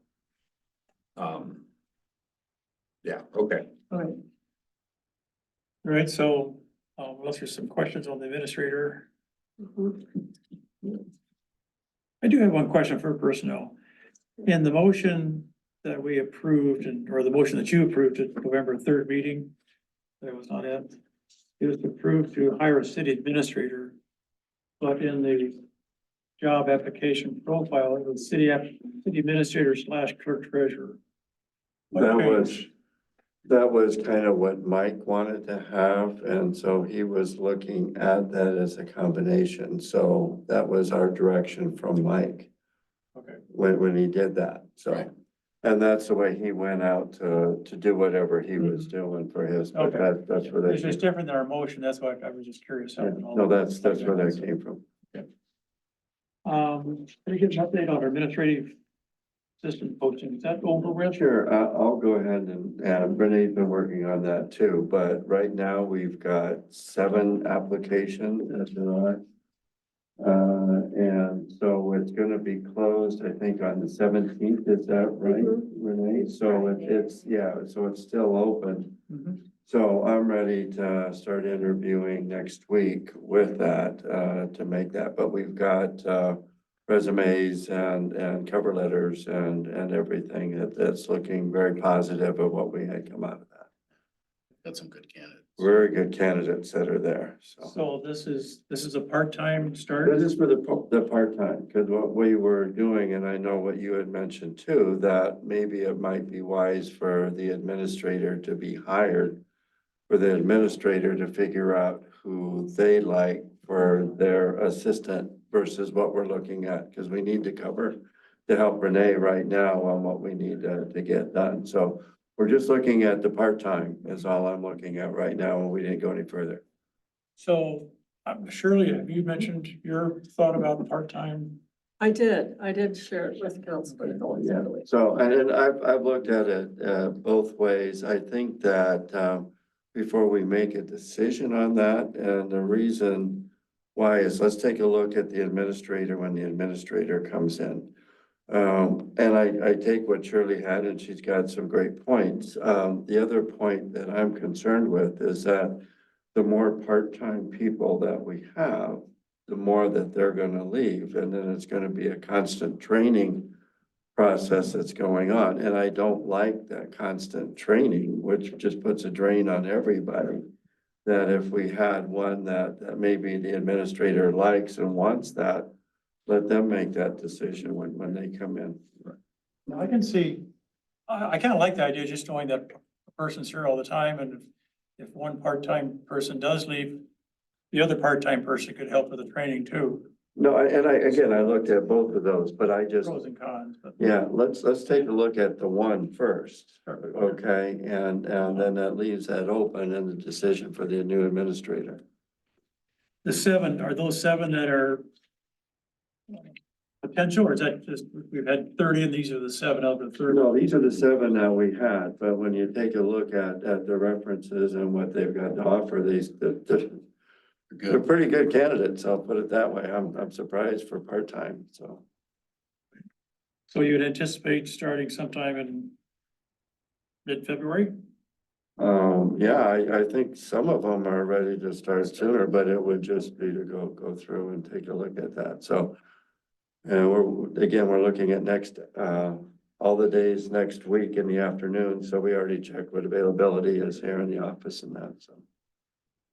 And the Public Works Assistant, I haven't got to that one, that's Kane on. We've what's going on. received one application, and in the staff meeting, we talked and we believe that we should repost that. Okay, did you do Indeed on that one, or? Do you know Indeed is so expensive that we didn't get to Indeed? Yes, it is. And we couldn't, and I didn't, the day I went on to Indeed, I was here and didn't have a credit card, so I didn't even know how to pay for it. So we did get it onto the League of Minnesota Cities. And that's where you got most of your clients from for the other one. I think that it's probably, I think for your part-time position for this assistant, was a good wage. It looks like a good salary. I don't think you have the same listed for your public works assistant. I think that's lower in pay. And so maybe that's why it's not, didn't get as many applications. I haven't been concentrating on that one That's as okay. much as I Sorry, have. we don't have one. And so Kane thought we should repost it. And so we Yeah, I think posted we it should. yesterday. I think that one ends tomorrow, but it does say preferred applicants by the 17th, so we could just repost the same ad and keep it.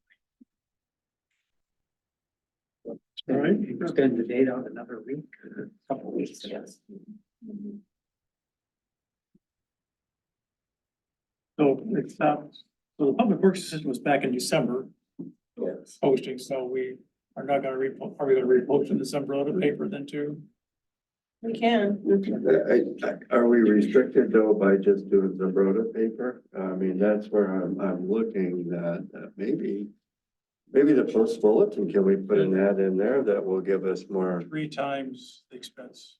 It's at least 3 times expensive as umbrella. Well, I'm just, if we don't get the people, you know, That's it's, why Indeed, I don't know what's Indeed versus, what do we just know that Post Bulletin is really expensive. Do we know what is the cost? I know when we were looking for when I was on personnel committee, it was like 3 times more than what some umbrella paper was. So that's really Renee, what's Zumbrota paper? It depends on the size of the ad. I don't remember what. You can check, I mean, this is a couple years Yeah, I ago. can look. As I remember when we first Check it got out. on the Zumbrota paper, it was considerably less than what the Post Bulletin was at the time. when we first took that. well, yeah, but the only thing is, if you're looking for the right person, if you put that over the length of time that they're employed, you know, what's it worth to get the right person? So, I'd encourage you to look at it, but you'll see a substantial difference. Might as And if the well- paper that only might- goes out twice, Might as well go out to a, everyday paper instead of something that goes out twice a week. The Post Bulletin only goes out twice a week. It's. and electronic copies. If you want to look at it, that's up to the personnel. And the last item is an update on the 30-day notice. Shirley, what's your Yes. thoughts to share with the council here? In my contract that I had presented to the city of Orinoco, I had put in there that when we got towards the end, if I was leaving, I'd give you a 30-day notice. If you were getting rid of me, I would have liked a 30-day notice. And with the new administrator coming on board quickly, I just thought this was the month that I should tell you that I'll give you my 30 days. I'll work anything out with you if you need me to come back and train either part-time clerks or work with, I would like to come back and work with your city clerk or your deputy clerk, because we are so far behind and there's just needs to be a lot of things that need to get done. I'm working right now on the outstanding indebtedness forms that have to be sent in to the state auditors, and they've been done incorrectly in the past. And so now we can't just, cut and copy. So we're trying to get that straightened out. And so with that being said, if the 30 days ends in 30 days, I'm okay with that, but I want you to know that if we need to extend, we can, and I'll come in as much as I can. Yeah, I think that might probably will need it to Yeah. be extended, so. But sometimes you hire a new administrator and, it's better then that I just step aside and get out of their way, because they will have their own way of doing things and wanting to get, and I just make them nervous. So it's better that they come. And I think it depends Yeah. upon where they're at and what's going on also with them. So Yeah. I would like to have that where Yeah. I got an open end on for that, because you've got a good direction going on right now. I want us to keep that good direction going with the city. Yeah, because I think it's gonna depend on when they can actually start. That's right. It'll Yeah. be something that- Right, that person, just because you're doing the interviews at 30th, don't mean they're starting next Monday. That's right. Like, it might be a month and a half before they can start. I think Mike's timeline was even out into March, potentially. Yeah, no, that's Exactly. So, You've got a very good staff. I want you to know that. But we have way too much work for the people that you have. You're gonna have to. well, and that's why we're trying to move as quick as what we Right. can Yeah. to try to do this, so. Thank you. All right, good, thank you, Shirley. You're welcome. Because this is your official 30-day notice. Yes, it is.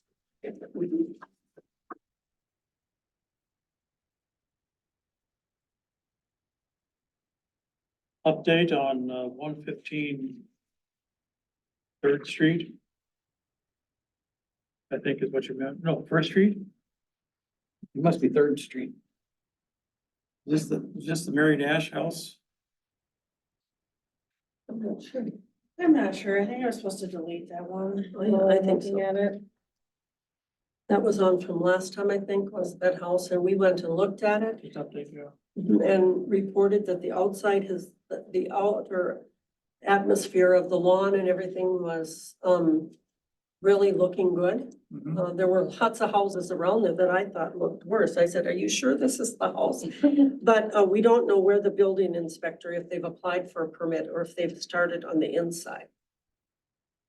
So inside, I thought we were, Mike, you can comment, too. I thought we were going to They had proceed with the applied. search. Yeah, no, but then I got called off. You guys keep changing your mind. You're sending me this way, you're sending me that way, this way, that way.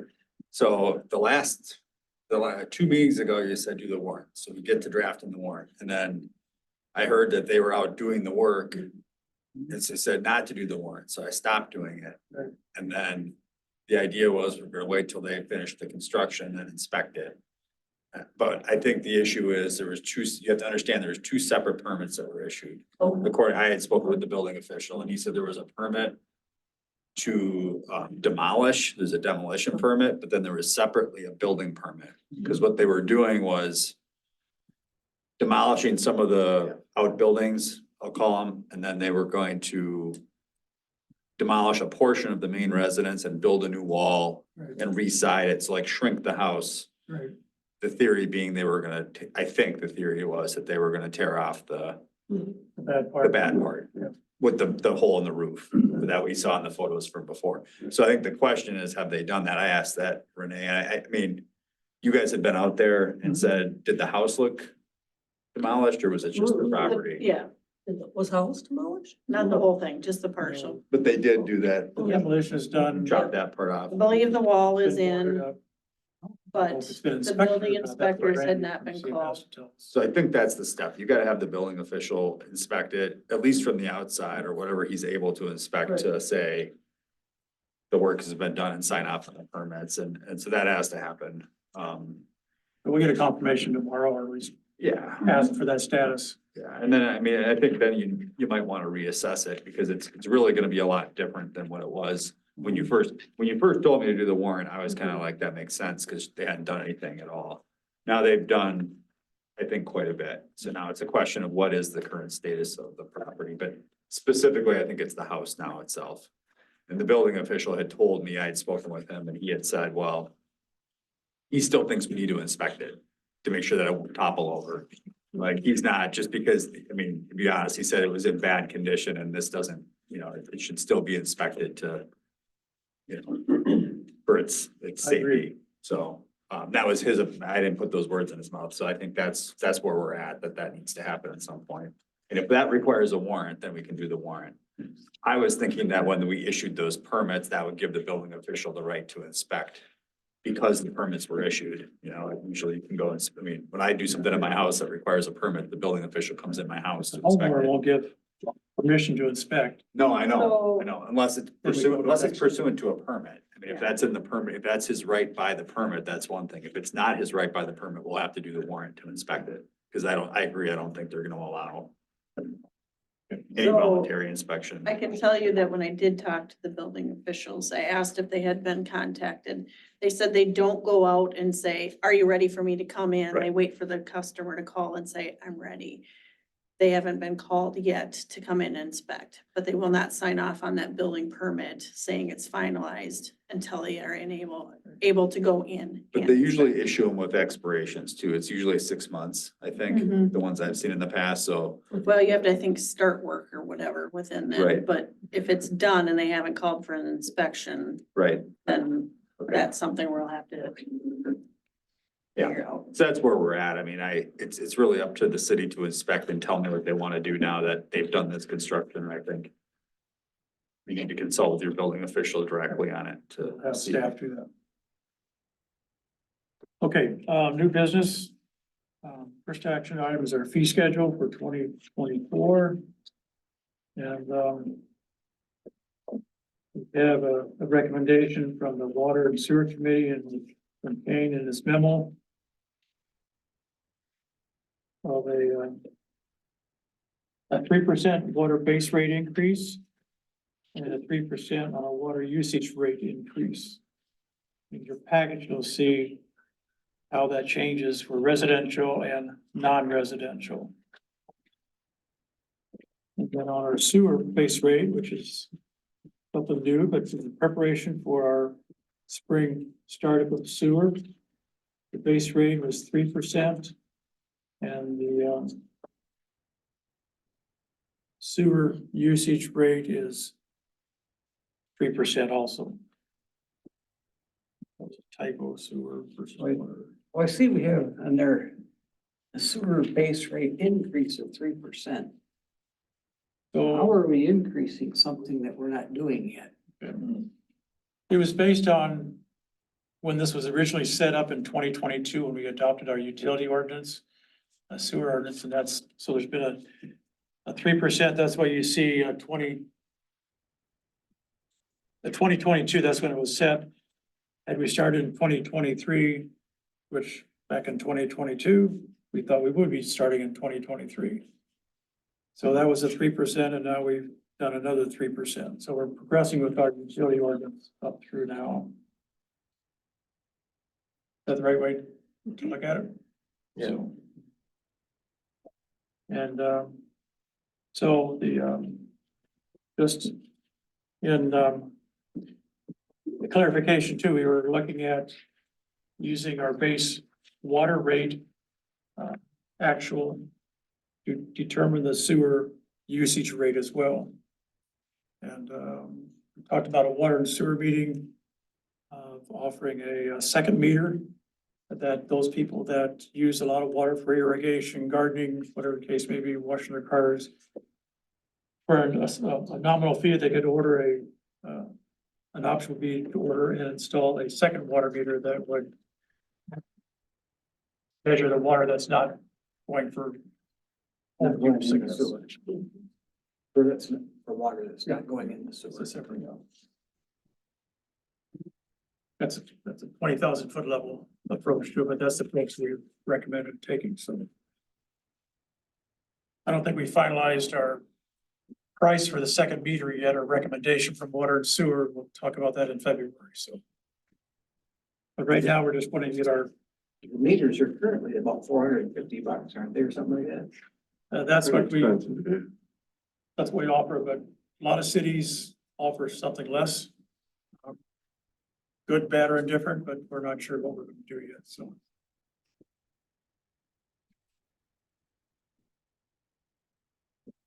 So as far as I know, that's the only rate increase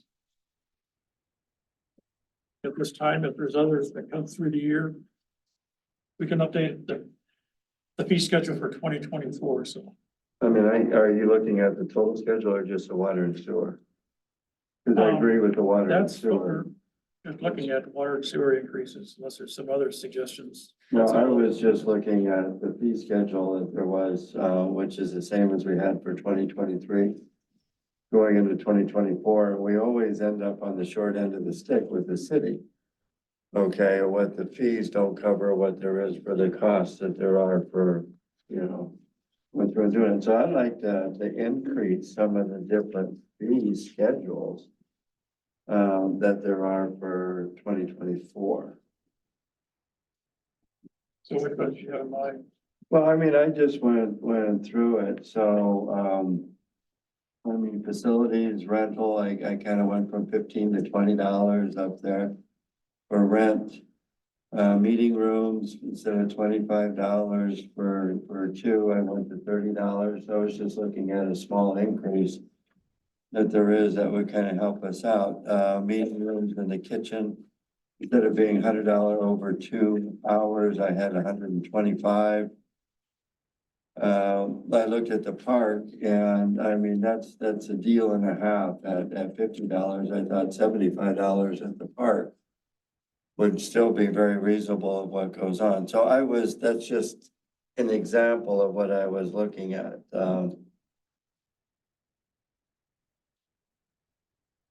I can go ahead and make a copy and we can talk about this next month if you want, but I was just looking at these costs just to bring it more in line for what it is with the city so that, all the residents aren't paying for some of the usage. Sure, okay, I know that, we can take this separately. I think it's important to get our sewer and water rates approved. No, yeah, and I agree with those. I think those are right off of that. That's If what you I want to was make thinking. suggestions to city staff and come back in February with some additional considerations, I think that's fine too. But, yeah, I agree with the water and sewer to get those put in, because we were late last year getting those into the system, and I wanted to get those in right away. We could do some.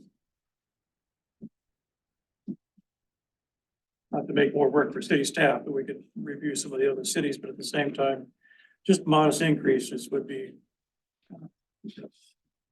out of the line. I know one thing I thought of myself is, but I have no idea what it would be, is to identify a business license. Yeah, that was also on mine too, that, yeah, yearly. Right now, we have business coming to town that we have essentially no notification. Right. And this would help with notification to businesses. that come Which in. line is that on?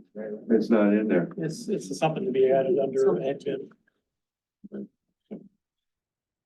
And I have no idea what that number would be or what other cities charge, but I do think it's something we do to kind of help the city identify what's coming to town or what we should be aware of. Yep. I There is agree. business out that we don't know. Probably some of those. So I make a motion, we approve the sewer usage base rate for sewer and water for the recommendation of 3%. Second.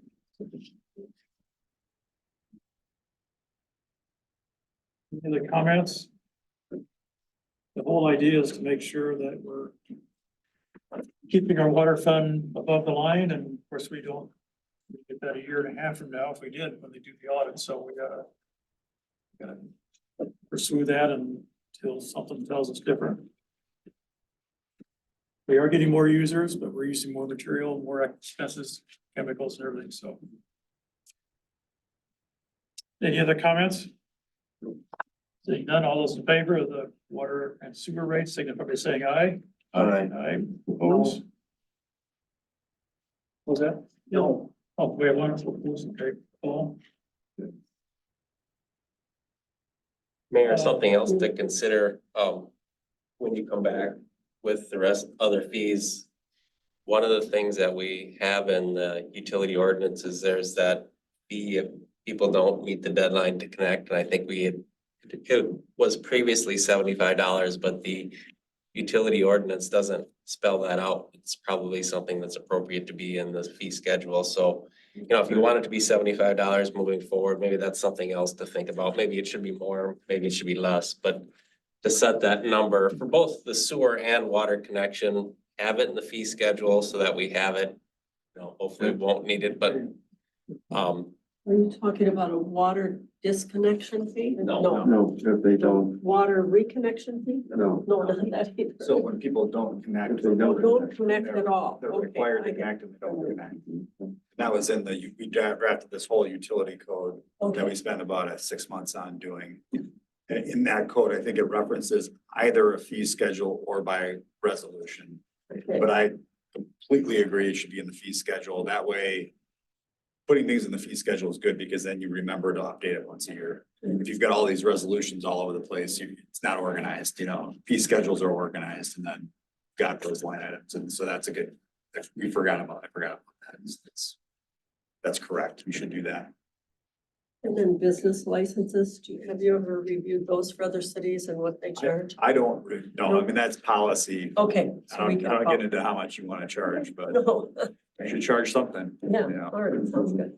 Hold on. another thing to think about, you know, we have the plant investment fee, the sewer availability charge and the water availability charge. We increase them every year. You could put them in the schedule too. And then that's something to point to. No, those are for developed lots being developed. They are, right, but it just kind of spells it out for people and it's, What are they currently today, you know? I don't remember I don't remember the numbers off the top of my head, but, Okay, we're gonna call you tomorrow. I see it. So typically they have different sections. Yeah, Not even a connection fee, but Right, so you'd have a little section about. right, but the whack fees, that's water connection. Water availability. It's based on Sewer degree charge. rating. Remember Yeah, I think that'd be seeing next all idea, that Developed Help lots. city staff, they Yeah. don't have to refigure that or keep track of the spreadsheet. Okay.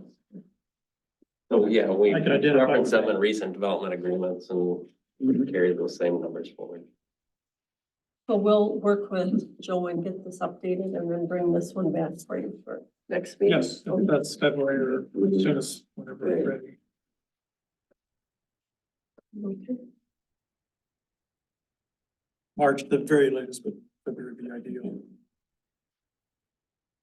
You want water fees to start with the January billing? Correct. That's right. The water increase will start with the January billing. Yeah, I would get it in right away, so. There's no reason why it can't be. Just wanted to make sure. Yep. Keep it to the first. All right, so we have some resolutions. First one's 2024-01, official designations. Just editorial. Be consistent. Schedules at the bottom or at the top. Just underneath that. Okay, that's good. So I'm gonna ask that we change. So we see Mayor Pro Tem. We've got, So that is an appointment by me as the mayor. It's not a motion. I know we did a motion last summer. But per ordinance, it's an appointment. but the name of it. You know, Well, the that's what title. that's what our code says. Mayor pro term, and then parenthesis acting as. Third point. One. What number is that under? Mr. Oates.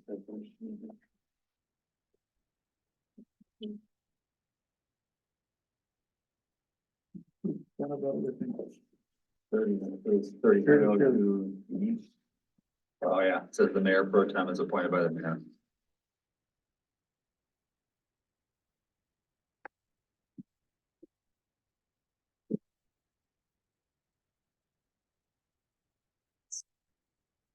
Right here. So it's pro tem parentheses acting mayor. Right? So get the pro tem, it's just, like Jim had done a couple of times this year, it's filled in for me at the meeting that I was absent from.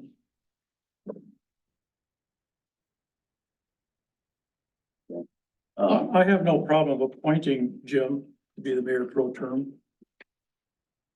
Somebody No, else. I'm just thinking about the title of it. We always, I mean, years it vice was mayor vice mayor. would be simple, that nobody would question what it is. You know, where we ran into that last time where you know what I'm trying to say? Yeah, no, yeah, I still have people ask me how many mayors we have. No, that's what I'm saying. The simple thing would be to do that and just call it that and then Yeah, so I would, I think Sonny changed it to acting mayor. is where So it that says here, came in from. 30-002, the pro tem's acting mayor. It's right here in D. And I think Yeah, I mean, that may be it's in what the she red. did. Huh? It's right here in Yeah, right, but what is he telling? Where? Well, it just says mayor pro tem, paren, acting mayor, and paren. So in theory, you could use either of those terms, mayor pro tem or acting mayor. I just Yeah, saw it. either way. I think that's what they're, I'm not sure that's right. I mean, your code might not be. This is printed out of the code book. Well, I know, I'm just saying. What's that I one? haven't pulled up a dictionary. one- and found this one out what says- pro tem means. Authority of the mayor pro tem and acting mayor.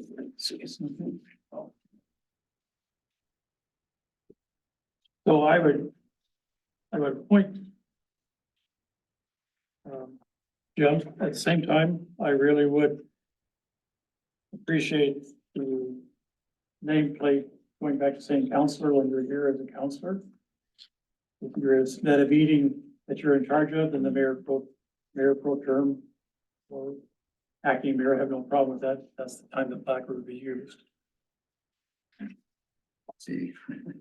Well, I know. Right now, it's confusing. Well, no, that's why I thought the vice mayor is a real simple one that wouldn't confuse anybody. You know what I'm trying to say? I mean, Well, that's I know what pretty you're saying. Yeah. straight. Lori was vice That's what mayor. I was. Man, Lori was vice mayor. She would think she didn't have a placard. Yeah, it said counselor vice mayor on hers. It did. It absolutely. But I have no problem with that. You know, I'm just saying it will take the question out that people, you know what I'm trying to say? I'm just trying to make it simple. Trying to make it simple too. Right?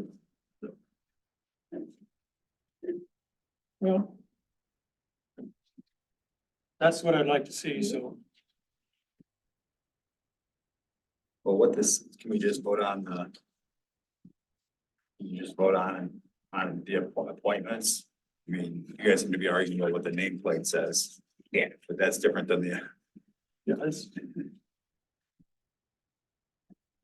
So.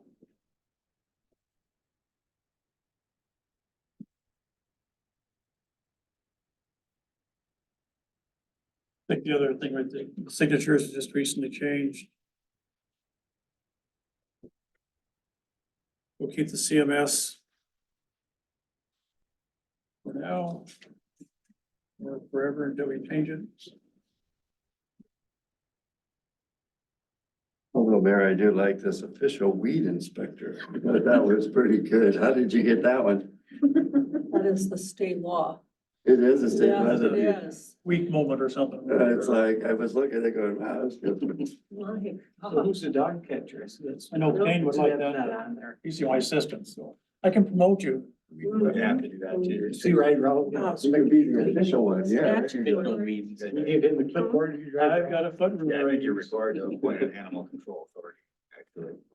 I think we're. Yeah. Yeah.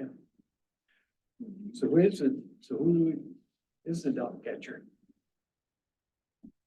Um, Years ago, that you'd get to run around, you're told, you call City Hall, and they'd That's say, call the usually sheriff's just- department. Call the sheriff's department, they'd say, call City Hall. Just jiggle a loop, nobody ever taking your responsibility. I think that's right now is our deputy sheriff, the sheriff that does that. Do they know that? Well, they answer all the dangerous They do. They dog do. complaints, yeah. Call them, they probably say. Let We'll me- be out sooner or later. Do we need to add another signature? I don't know.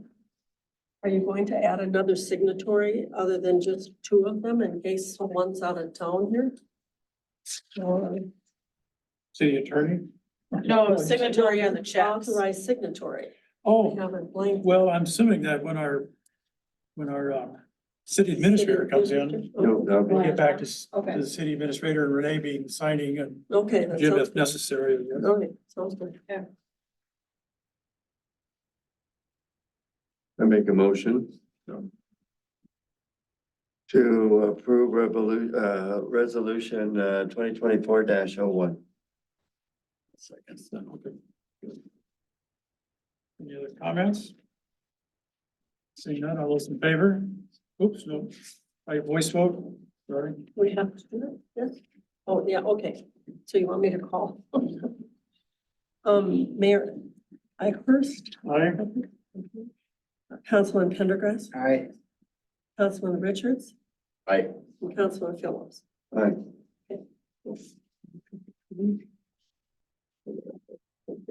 Resolution 2022-02.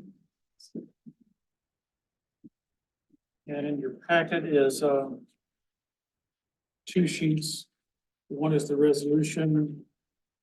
And the next one is our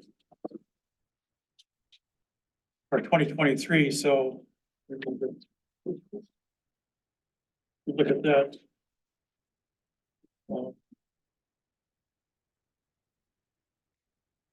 So with Paul filling in for Dana, we just would fill in the first responders and the parks and trails, that's on the same night. Okay. You take that one. I'll make these suggestions and then we can. So Jim, you, at the fire department first relief, you want to be the primary and Yeah, I'll be the primary on that.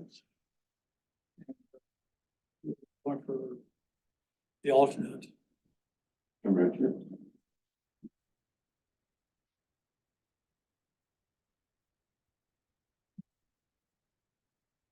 Water and sewer, still good. Planning and zoning, with the two of you, I don't think we need anyone. Streets and roads, myself and Jim.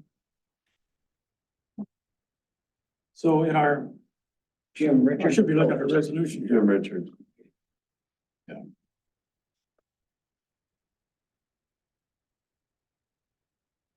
Let's go back to the resolution. Let's just fill these names in on the resolution sheet.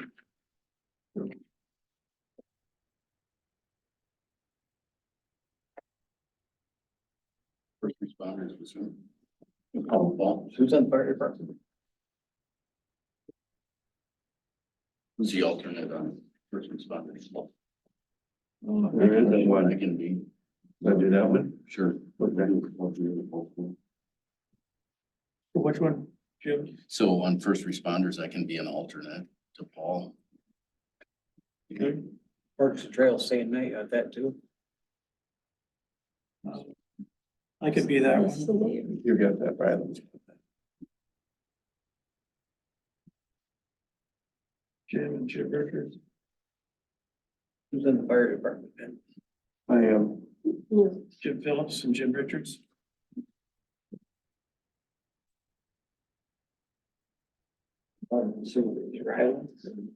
And we'll do the same thing with that. I'll be a backup for you on that one, Ryan. Water and sewer. Zoning was Jim P and Jim R. Streets and roads.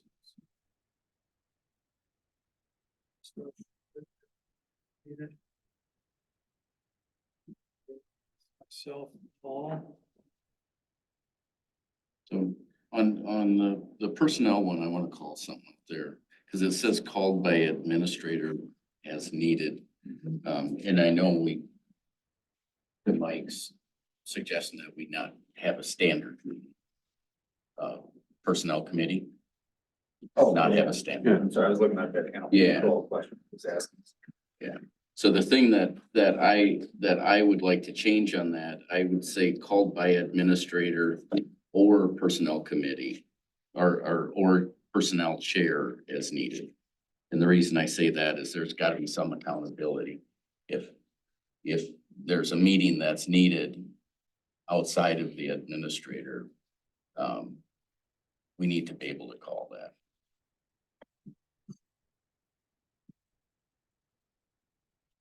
Yes, because the administrator's not the ultimate authority in their city. Right. Because there's gotta be This council, accountability, this council is the ultimate authority in this city. and there's personnel committee. too.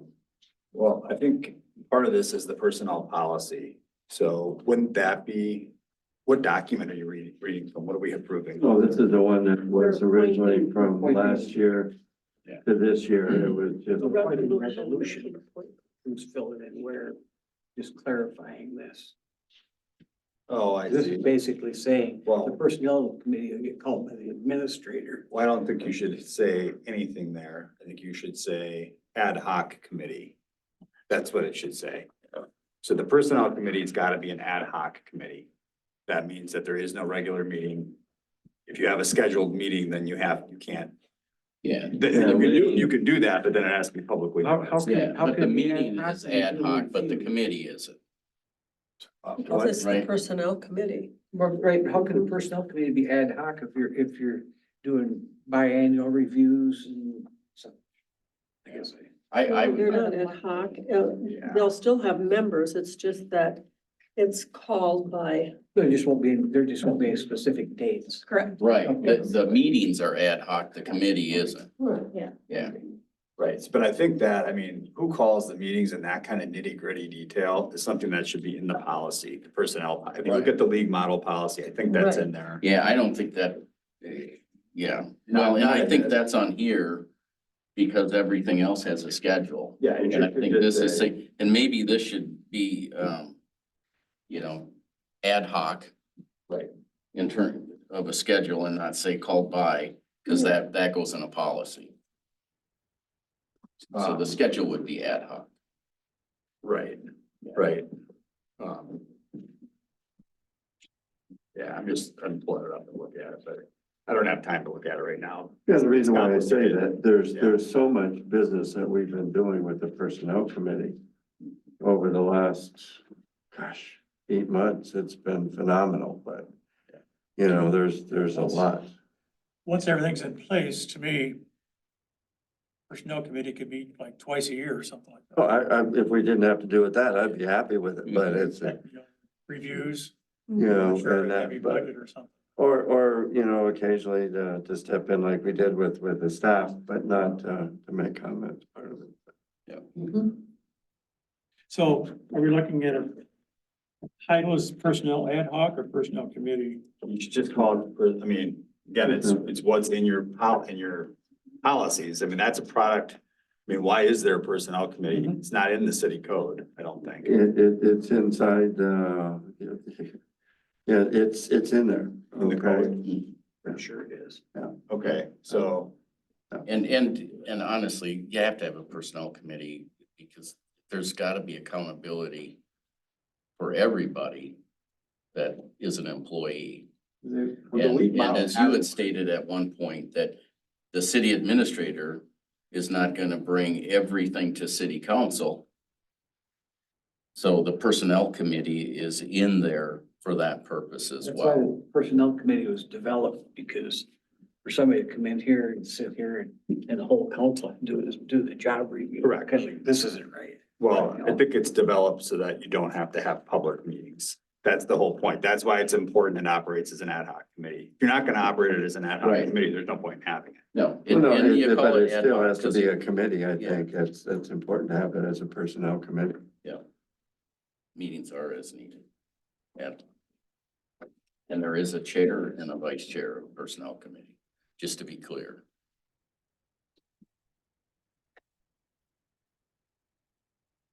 So you're the chair and Jim's the vice chair. And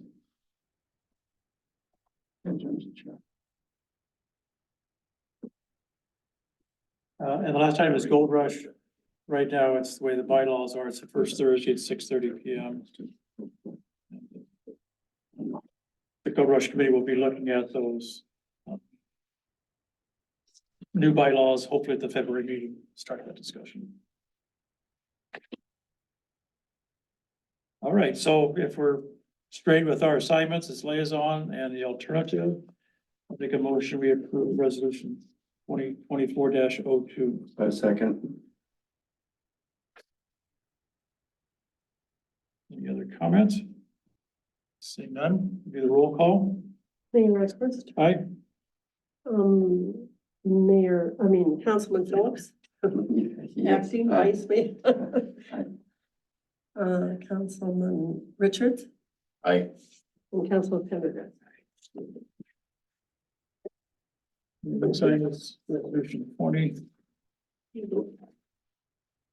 2024-03, which was declaring vacancy on the council.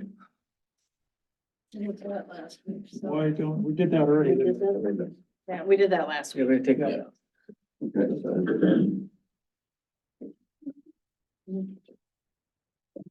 Even though I wasn't here. Shoot. And do you have a copy that's all for city attorney on what we have to do for a special election? Not yet. I did. Okay.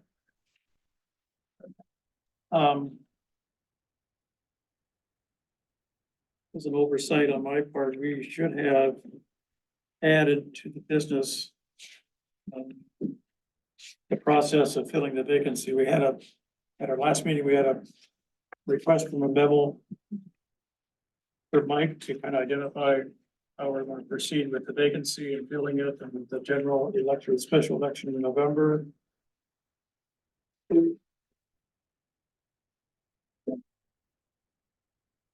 It's okay to talk about this for a few minutes. We talked about interviewing and appointing somebody to fill the turnaround between now and. I think that makes sense. I think that's the right way to do it, so. Doing how to move it along. Yeah. So we can fill the vacancy, so it's okay if the council would like to make a motion that we proceed with doing interviewing and appointing to fill the vacancy between now and the general election or the special election on November 5th. I'll second your motion. I'll second. So I'll work with city staff. We'll put together a schedule of dates. And hopefully we can do maybe an interview that Monday before the 19th of February.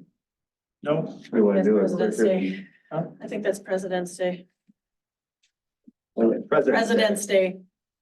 Can we do it maybe sooner than that, or letting it go for a whole month, or? Do the week before that, then. Cause I'm just thinking if we're gonna fill that and we've got the people that are coming in for administrator, it would be important for that council person to be able to be a part of that too. Well, that's a good thought. I think that would be helpful for the city administrator to be part of that process. It just puts one less question here on our docket for February and maybe March, but maybe we could look for a March filling with appointment. Want to wait that long? I would like to do it before then. He's talking, Mayor, I think. For the city administrator. No. I'm talking about for the council person. Yes. That we should bring that council person in, so the council person can also be a part of the interview process for the new administrator. Well, that's 2 weeks from today. Maybe we could do a quick special meeting before we did interviews or whatever. Seems like it's really a close schedule. Give it a try and see what We happens. haven't posted anything. We post it tomorrow if we want, and get things going for it. We're supposed to have city website. City website, post office, where else? tell them. Facebook. Facebook. So, Well, I just, you know, if the council wants to do that, that's fine. I just feel like we should really, there may be individuals out there that would really want to consider doing that, but not, they need some time to think about that, weren't thinking about it. Be fair to those people that. How long have the other ones been posted? Yeah, it was pretty I quick. wanna say we normally do at least a minimum of 2 weeks. Pardon? I think we post for at least a minimum of 2 weeks before we do the interview. To give them time to fill them out and turn them in. Well, they might not necessarily meet the new city administrator. That's a real tight schedule there. Yeah, it's- Think about It'd be that. nice, but But they could come in if somebody is interested. They can come up and rub elbows and have a cookie or cup of coffee or whatever. And if they're interested.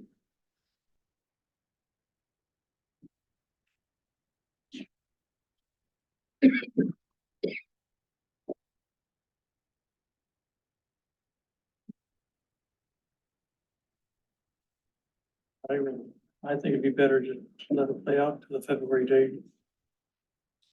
And get people interested and give them an opportunity, otherwise we're looking at. Time it gets posted, then we're only talking a week, we want to have something on the 25th, Thursday before. Or the 29th, you know. Is there any reason it couldn't be posted next week and then go through the 2nd of February?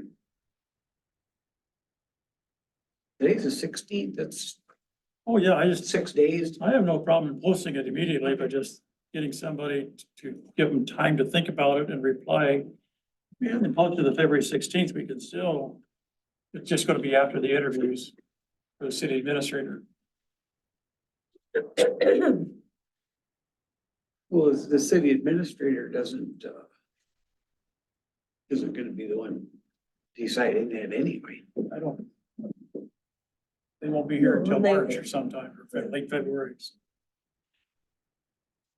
Yeah, we can post it right away, but I don't think we can really.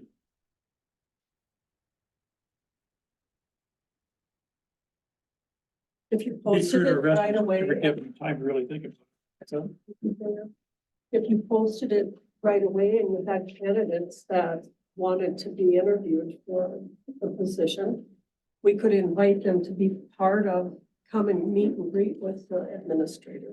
Oh, sure, All of them, sure. It's not like they. Hope we would- everybody- Yeah, right. Kind of my I point. mean, that was my only thinking that there is, you know, with I that. thought you were wanting to point them to council. No, yeah, that's. No, I'm just trying to figure, I know we're in a tight time frame, but I think it's important I for that. misunderstood you. I thought you were wanting to. Ryland, I think if they just get it posted by the end of the week that they're accepting applications from the 22nd to the 2nd. And it'd be like the following Monday or Tuesday that Encourage the interview. Stop by. Well, that's the following week after you do the interviews with the city administrator. Interview the candidates the week of the 12th before the February 20th, so.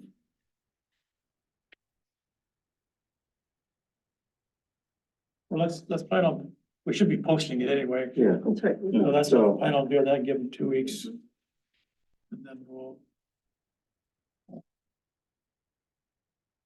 You only want a 2-week. till the posting? February 2nd, yeah. do you need a motion for that one, Ryland, or? Yeah, we should possibly. Okay, I make a motion that we post right away to fill that position, and have it open for 2 weeks. I'll second. Till February 2nd. It's like 2.5 weeks. Okay. Do we need it 2.5? Okay. Do we need it 2.5? I think Renee said the other two. Just a couple extra days. We won't get it out till, just with the work, the city staff will have to decide when, how soon they can get it out. I'd like to see it 2 weeks. Just be done, it's easier 2 You know, weeks. keep it always the same as 2 weeks or Yeah, that's what we've done in the past. Based on what Renee. 2 weeks said. from the time we post it then, Yeah. whatever that date is then. Well, we say, let's say it gets posted on the 18th, we'll run it till February 1st. That way, if they have a full day to submit the application on Thursday instead of half a day on Friday, so let's do that. We would. That's tomorrow? 18th, no, The 18th is Thursday. Thursday. Wednesday. Give you a Okay. day to get And if they- everything taken care of tomorrow, or meeting tonight. Well, if the application's closed on the first, we do the interviews early the next week or whatever. Yeah, that's fine. They can, we'll invite them to be part of it. Okay. To make the motion, I make anything? So, Jim, did. I seconded it. Jim and Jim, okay. We have a motion to post the vacancy for applications to be starting February 18th, running through February 1st. With, that first week and with interviews, maybe the week of the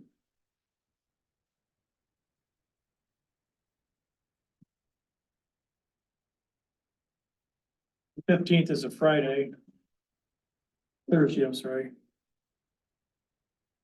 That's kind of a long time, right? But Yeah. I guess we could do it before P and Z. Okay. We've done that before, it's 6 o'clock or it's 5:30. Yeah, that'll work. Interviews on the February 8th at 5:30.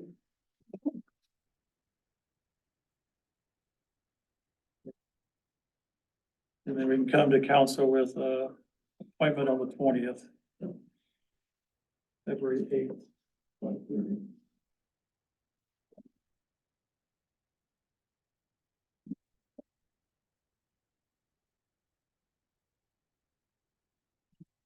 Okay.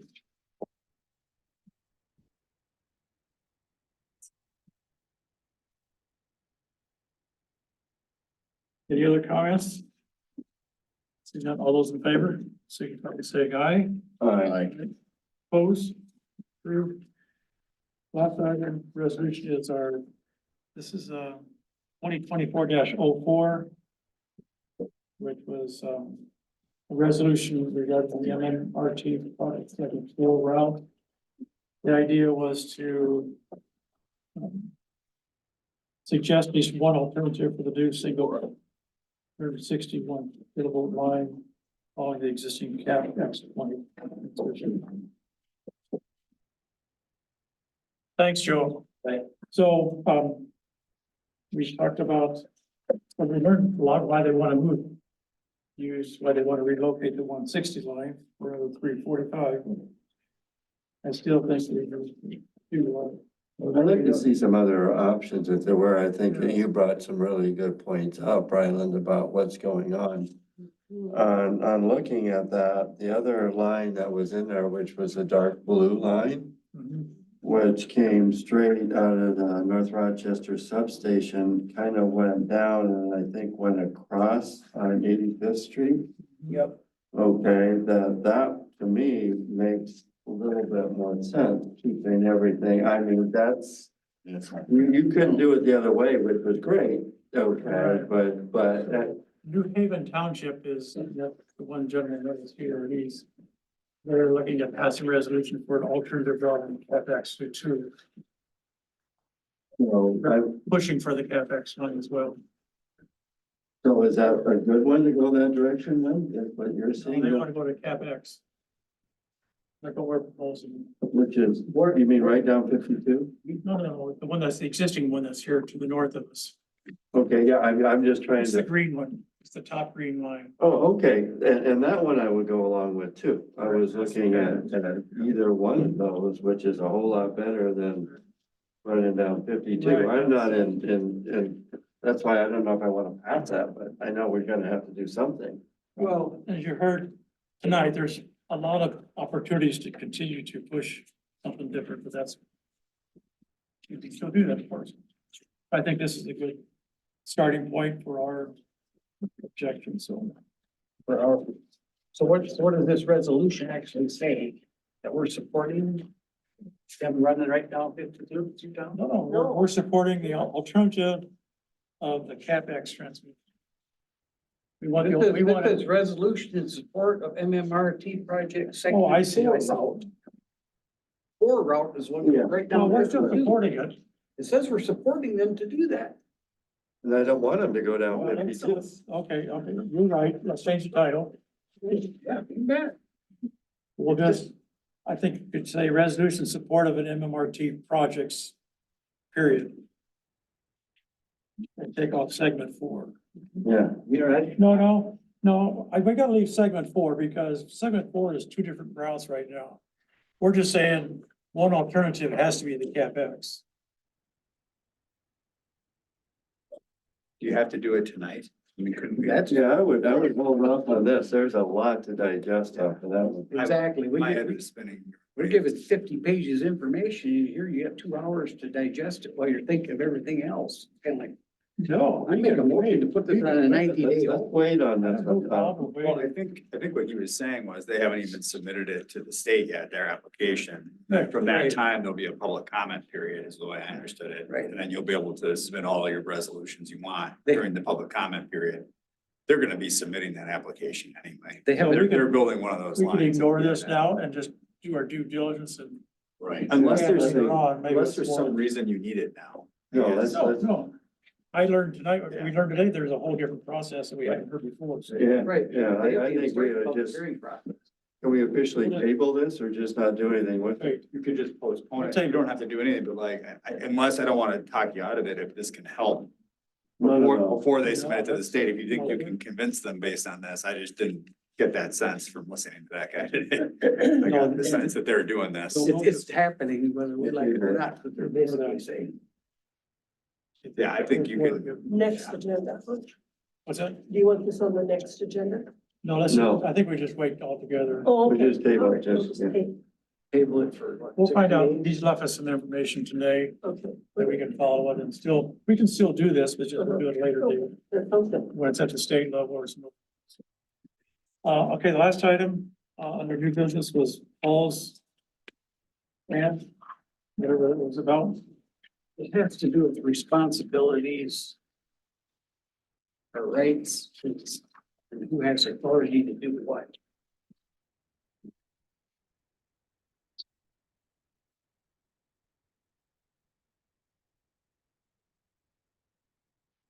Is this something that could have been put in the packet last Thursday, so we had time to look at it?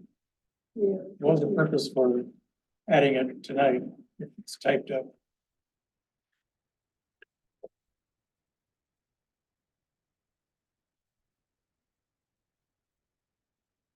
I'm gonna add it to next month's agenda, that'd be fine too.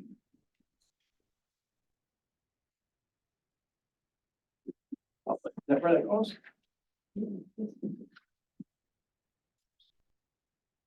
What this is Title 18 of United States Code subsection 2021.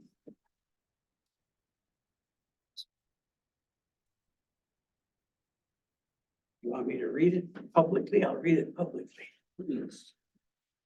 Want to make sure we all know that. Seems like we have information that we don't hear about till the last minute. You know, the stuff coming to. This was just like this, CapEx meeting, we're just not hearing about it. You know, when it comes to,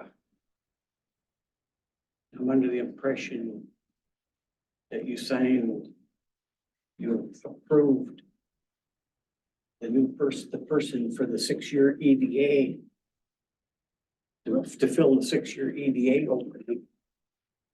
That's supposed to come city council. City council approves anything that the city does. No, there's not gonna be any body that's in this town that isn't gonna answer to the city council in the final answer. You know, planning and zoning comes to it. The Gold Rush Committee comes, they drop their stuff here, fire department. We all have responsibilities, to bring stuff to city council. I just want to make sure that That comes to city council. He was approved for a 6-year term on EDA, and it hasn't come here yet. And you did that in November. I know you're president of EDA, but EDA isn't gonna override what city council does. City council gets final say. You might make an appointment. You're talking to me now. I'm talking to you, Riley. That's what this is all specifically right about. now. Yep. So, Specifically right now, because when it comes to answering to the city, mhm. the EDA does not override the city. You don't have the authority to approve something without it coming to city council for final approval, just like we did all the appointments for tonight. The city council makes those appointments, On the agenda, right? And so make sure that it stays clear that the city council runs it, because when it comes to Twin Cities has the Met Council. It's an appointed council, it's not elected, it's not an elected body. And I don't think we should have an appointed body running on and over. That's all I'm saying. I'll respond to that if you like. That's fine. So what he's talking about is at the November EDA meeting, no, November or December? It would be November, because we didn't do it December. So, Jan Thronson, his term was up in December. And he was a 1-year term. So, and I was following a CETA representative of how we would go about filling that term. And so the discussion at the EDA meeting was that, and this is Rebecca Charles, our CETA representative, based on her experience. So we asked if the question whether or not we acknowledge Jan's term was expiring. So the question was posed to Jan if he would like to extend on being an EDA member. And he said he would. So from that, we took it, and with Rebecca's guidance, she said that when we could appoint, because he's already been part of the EDA board, so he's already gone through the invitation. So the idea was that we could offer the 6-year term to him. And so that's what we did on the EDA board. We had a motion to offer him the 6-year term because he's already been approved to be on it. He was willing, he could have said, no, I don't want to, I'm done. Thank you very much. But he said he wanted to be on it. So the board chose to motion to approve him for a 6-year term. And that was not met because in our discussion, we was talking about whether or not we could go back to council and go through the process again.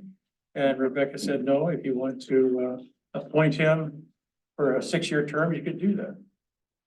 So that's what we did, following Rebecca. It wasn't, because we did talk about coming to the council and she says, no, I asked her about it. You sure it's okay to do this? And she said, sure.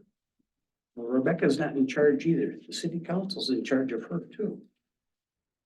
So what's in your enabling resolution about that? That would be the document that would explain the I guess we have to go membership. back and look at it. So, I yeah, didn't look at it because I thought we were following I mean, the guidance from Rebecca. yeah, I mean, you're hiring her and paying her, so it's like me giving you advice. You know, if I give you advice, I'm responsible for my advice. You know, I don't expect you to take my advice and then be personally responsible. Otherwise, why have an attorney?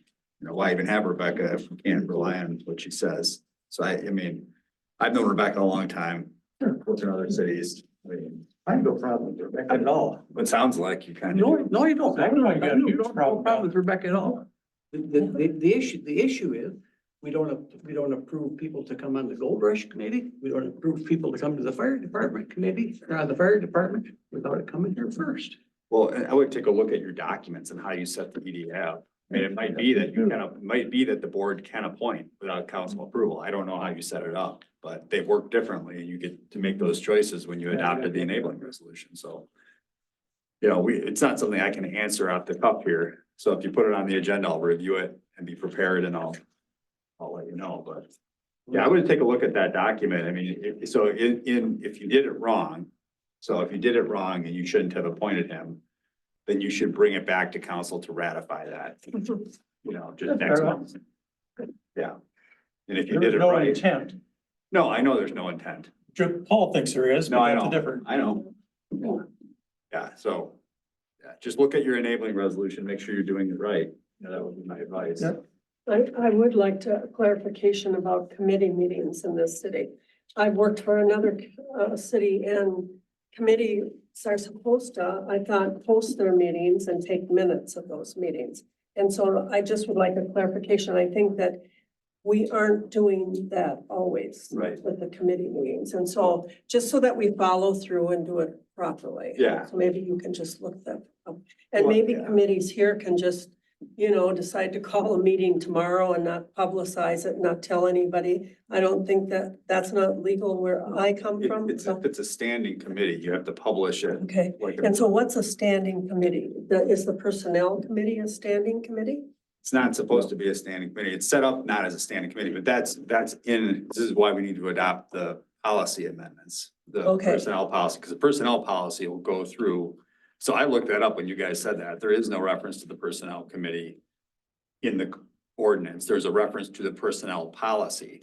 And so how this works in most cities, in my view, is that every committee of the city, the planning and zoning committee, Yeah. personnel committee, what other committees you have, Mhm. I don't know, whatever you have, they all derive their power from the council, like Paul's saying. Mhm. And that power is usually referenced in the city code, a document called the city code, but it doesn't have to be. I think the city code could certainly reference the personnel policy. And then that document empowers the personnel committee to do X, Y, and Z, right? Perfectly fine. And I think if you read that, the current version, it does in fact empower the personnel committee to do things.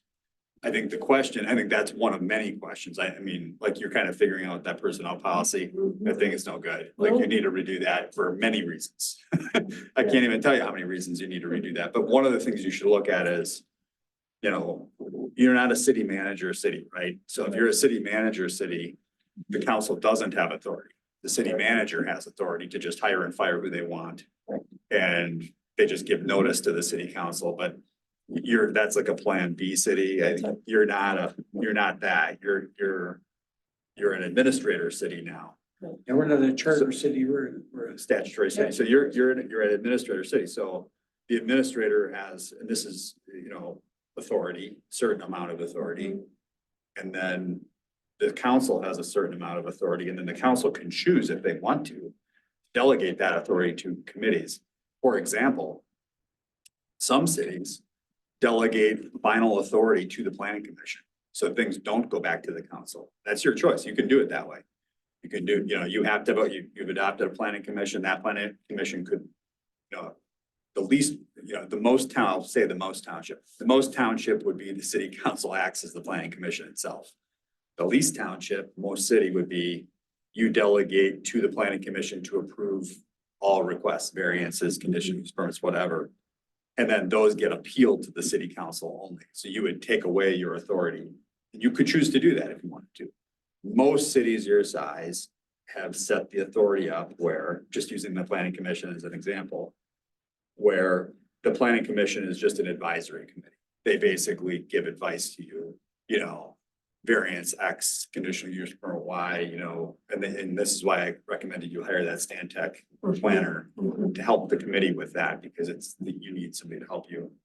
And then they would recommend approval or denial with findings, and then put that together and then send it. And that's the planning commission's recommendation. It goes to council, and then the council gets to do whatever the council wants to do, take that or not take that recommendation. I've seen cases where they overrule the planning commission. I mean, that's happened in certain instances. So, but those are, you know, you're saying, well, who has the authority? You're saying the council has authority. And I say, I question what you're saying. They might have the authority. Depends how you set your city up and what authority you decide to vest in committees and choose not to vest. Now, the city council could take all authority away from all committees. You certainly, and it could be just like what you're saying, if you want to set it up that way. So I think there's kind of some foundational questions as to like, is everybody on the same page with who has what authority, which committees have what authority? And I'm not sure there is, and the EDA is brand new, and I'm just telling you, the mayor didn't intend to break rules. I'm not saying he did, I'm just saying that it needs to be clarified that the EDA answers to this committee.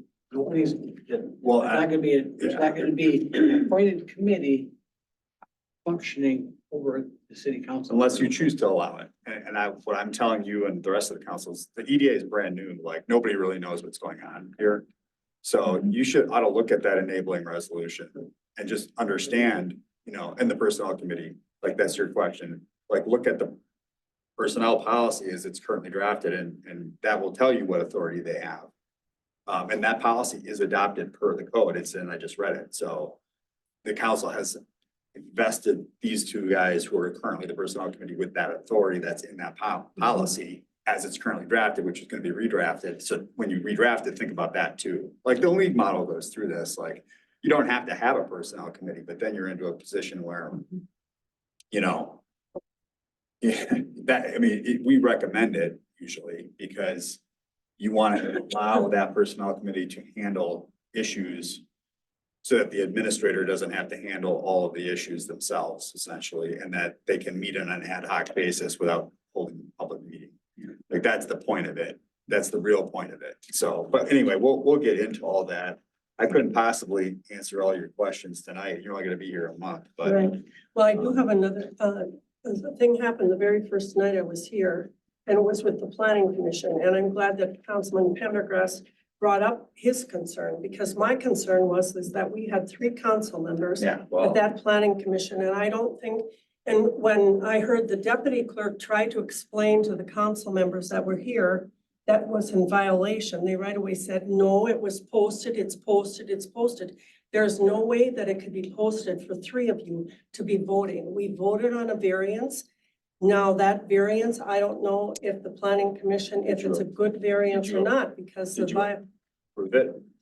the planning commission approved it. But doesn't that have to go to, I mean, they're advising. Went to council after The that. council. Sure, and then they, Yeah, Yeah, and you approved it, right. so it's probably okay. But I do think that with a new administrator coming on, and I appreciate you bringing up some of this, but I think that we all in this body need to make sure that we're all doing things right and not violating rules and regulations. And maybe it's because you don't know. And I would just And that's say why we this, should- like, city government's super complicated. Yes, Like, it it's super complicated.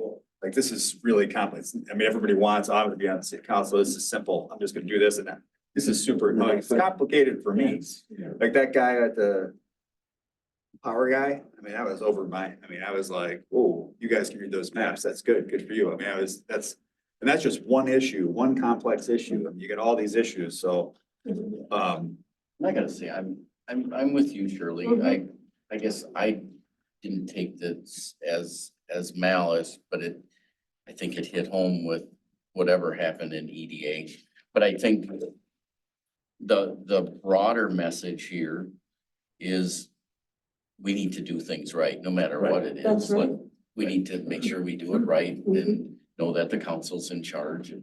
And I think things are getting, you know, I would hope our code is gonna get tightened up and our Right. policies. It's kind of like what happens, Vegas stays in Vegas, so if it happens here, we stay here. well, I think you need to, you know, everybody's gotta try and do their best, but that was the whole idea of hiring that consultant for the planning commission. Because, I mean, if this is a long, before your guys' time, they didn't have, what's his name again? It's, Phil. They didn't have Phil, and so it was just, I mean, the poor guy who was the head of it, he might still be the head. Paul. No, he's not. Janetto, yeah, I mean, And Paul did a pretty He good did an job, awesome but I job. mean. excellent. I mean, that's a salt of the earth man, if ever I met one. Like, but he was like, that's a full-time job. And like, he's trying to put all this together and do these long things with no help at all. And so the one thing I would tell you is that, like, all these committees need help.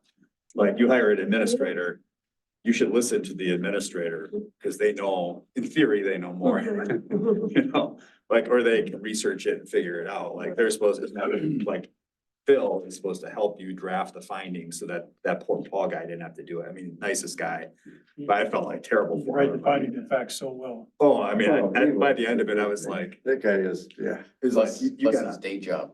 I know it. Well, he told me. travels the world. He works 60 hours a week. I mean, he told me all about it. And I was like, well, you can't do that. I mean, so you need consultants, but you need staff to help too. And then like, and that's what I would tell you, like, a lot of these problems, it's because there's too much work to do. Yes. And then like, not enough infrastructure to know how to do the work. Like, for example, this issue you brought up with the EDA. You know, I'm not sure you did that right. He might be right. I don't know if you're right, though. I don't think you know if you're right. I think you need, I think you need to look at the, We'll look at it. I really would appreciate, yeah. these gotcha things.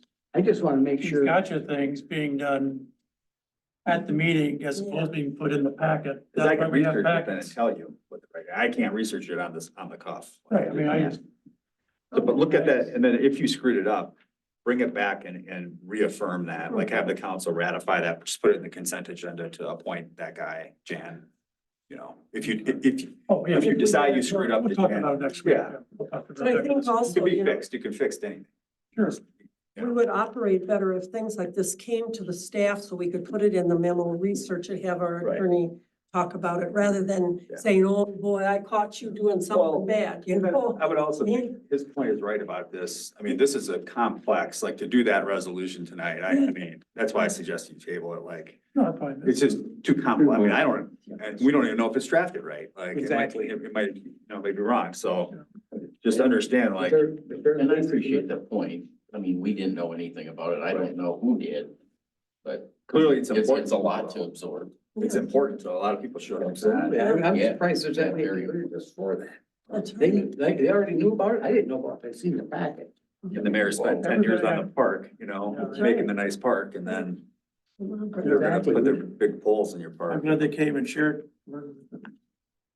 Anyway, those are my 2 cents. I didn't mean to Thank you. reach to you, but. My biggest fear is of. I make a motion we approve consent agenda. Second. That's okay. Favor say aye. Opposed? Make a motion meeting adjourn at 9:35. Second. Favor, signify by saying aye. I 9:37.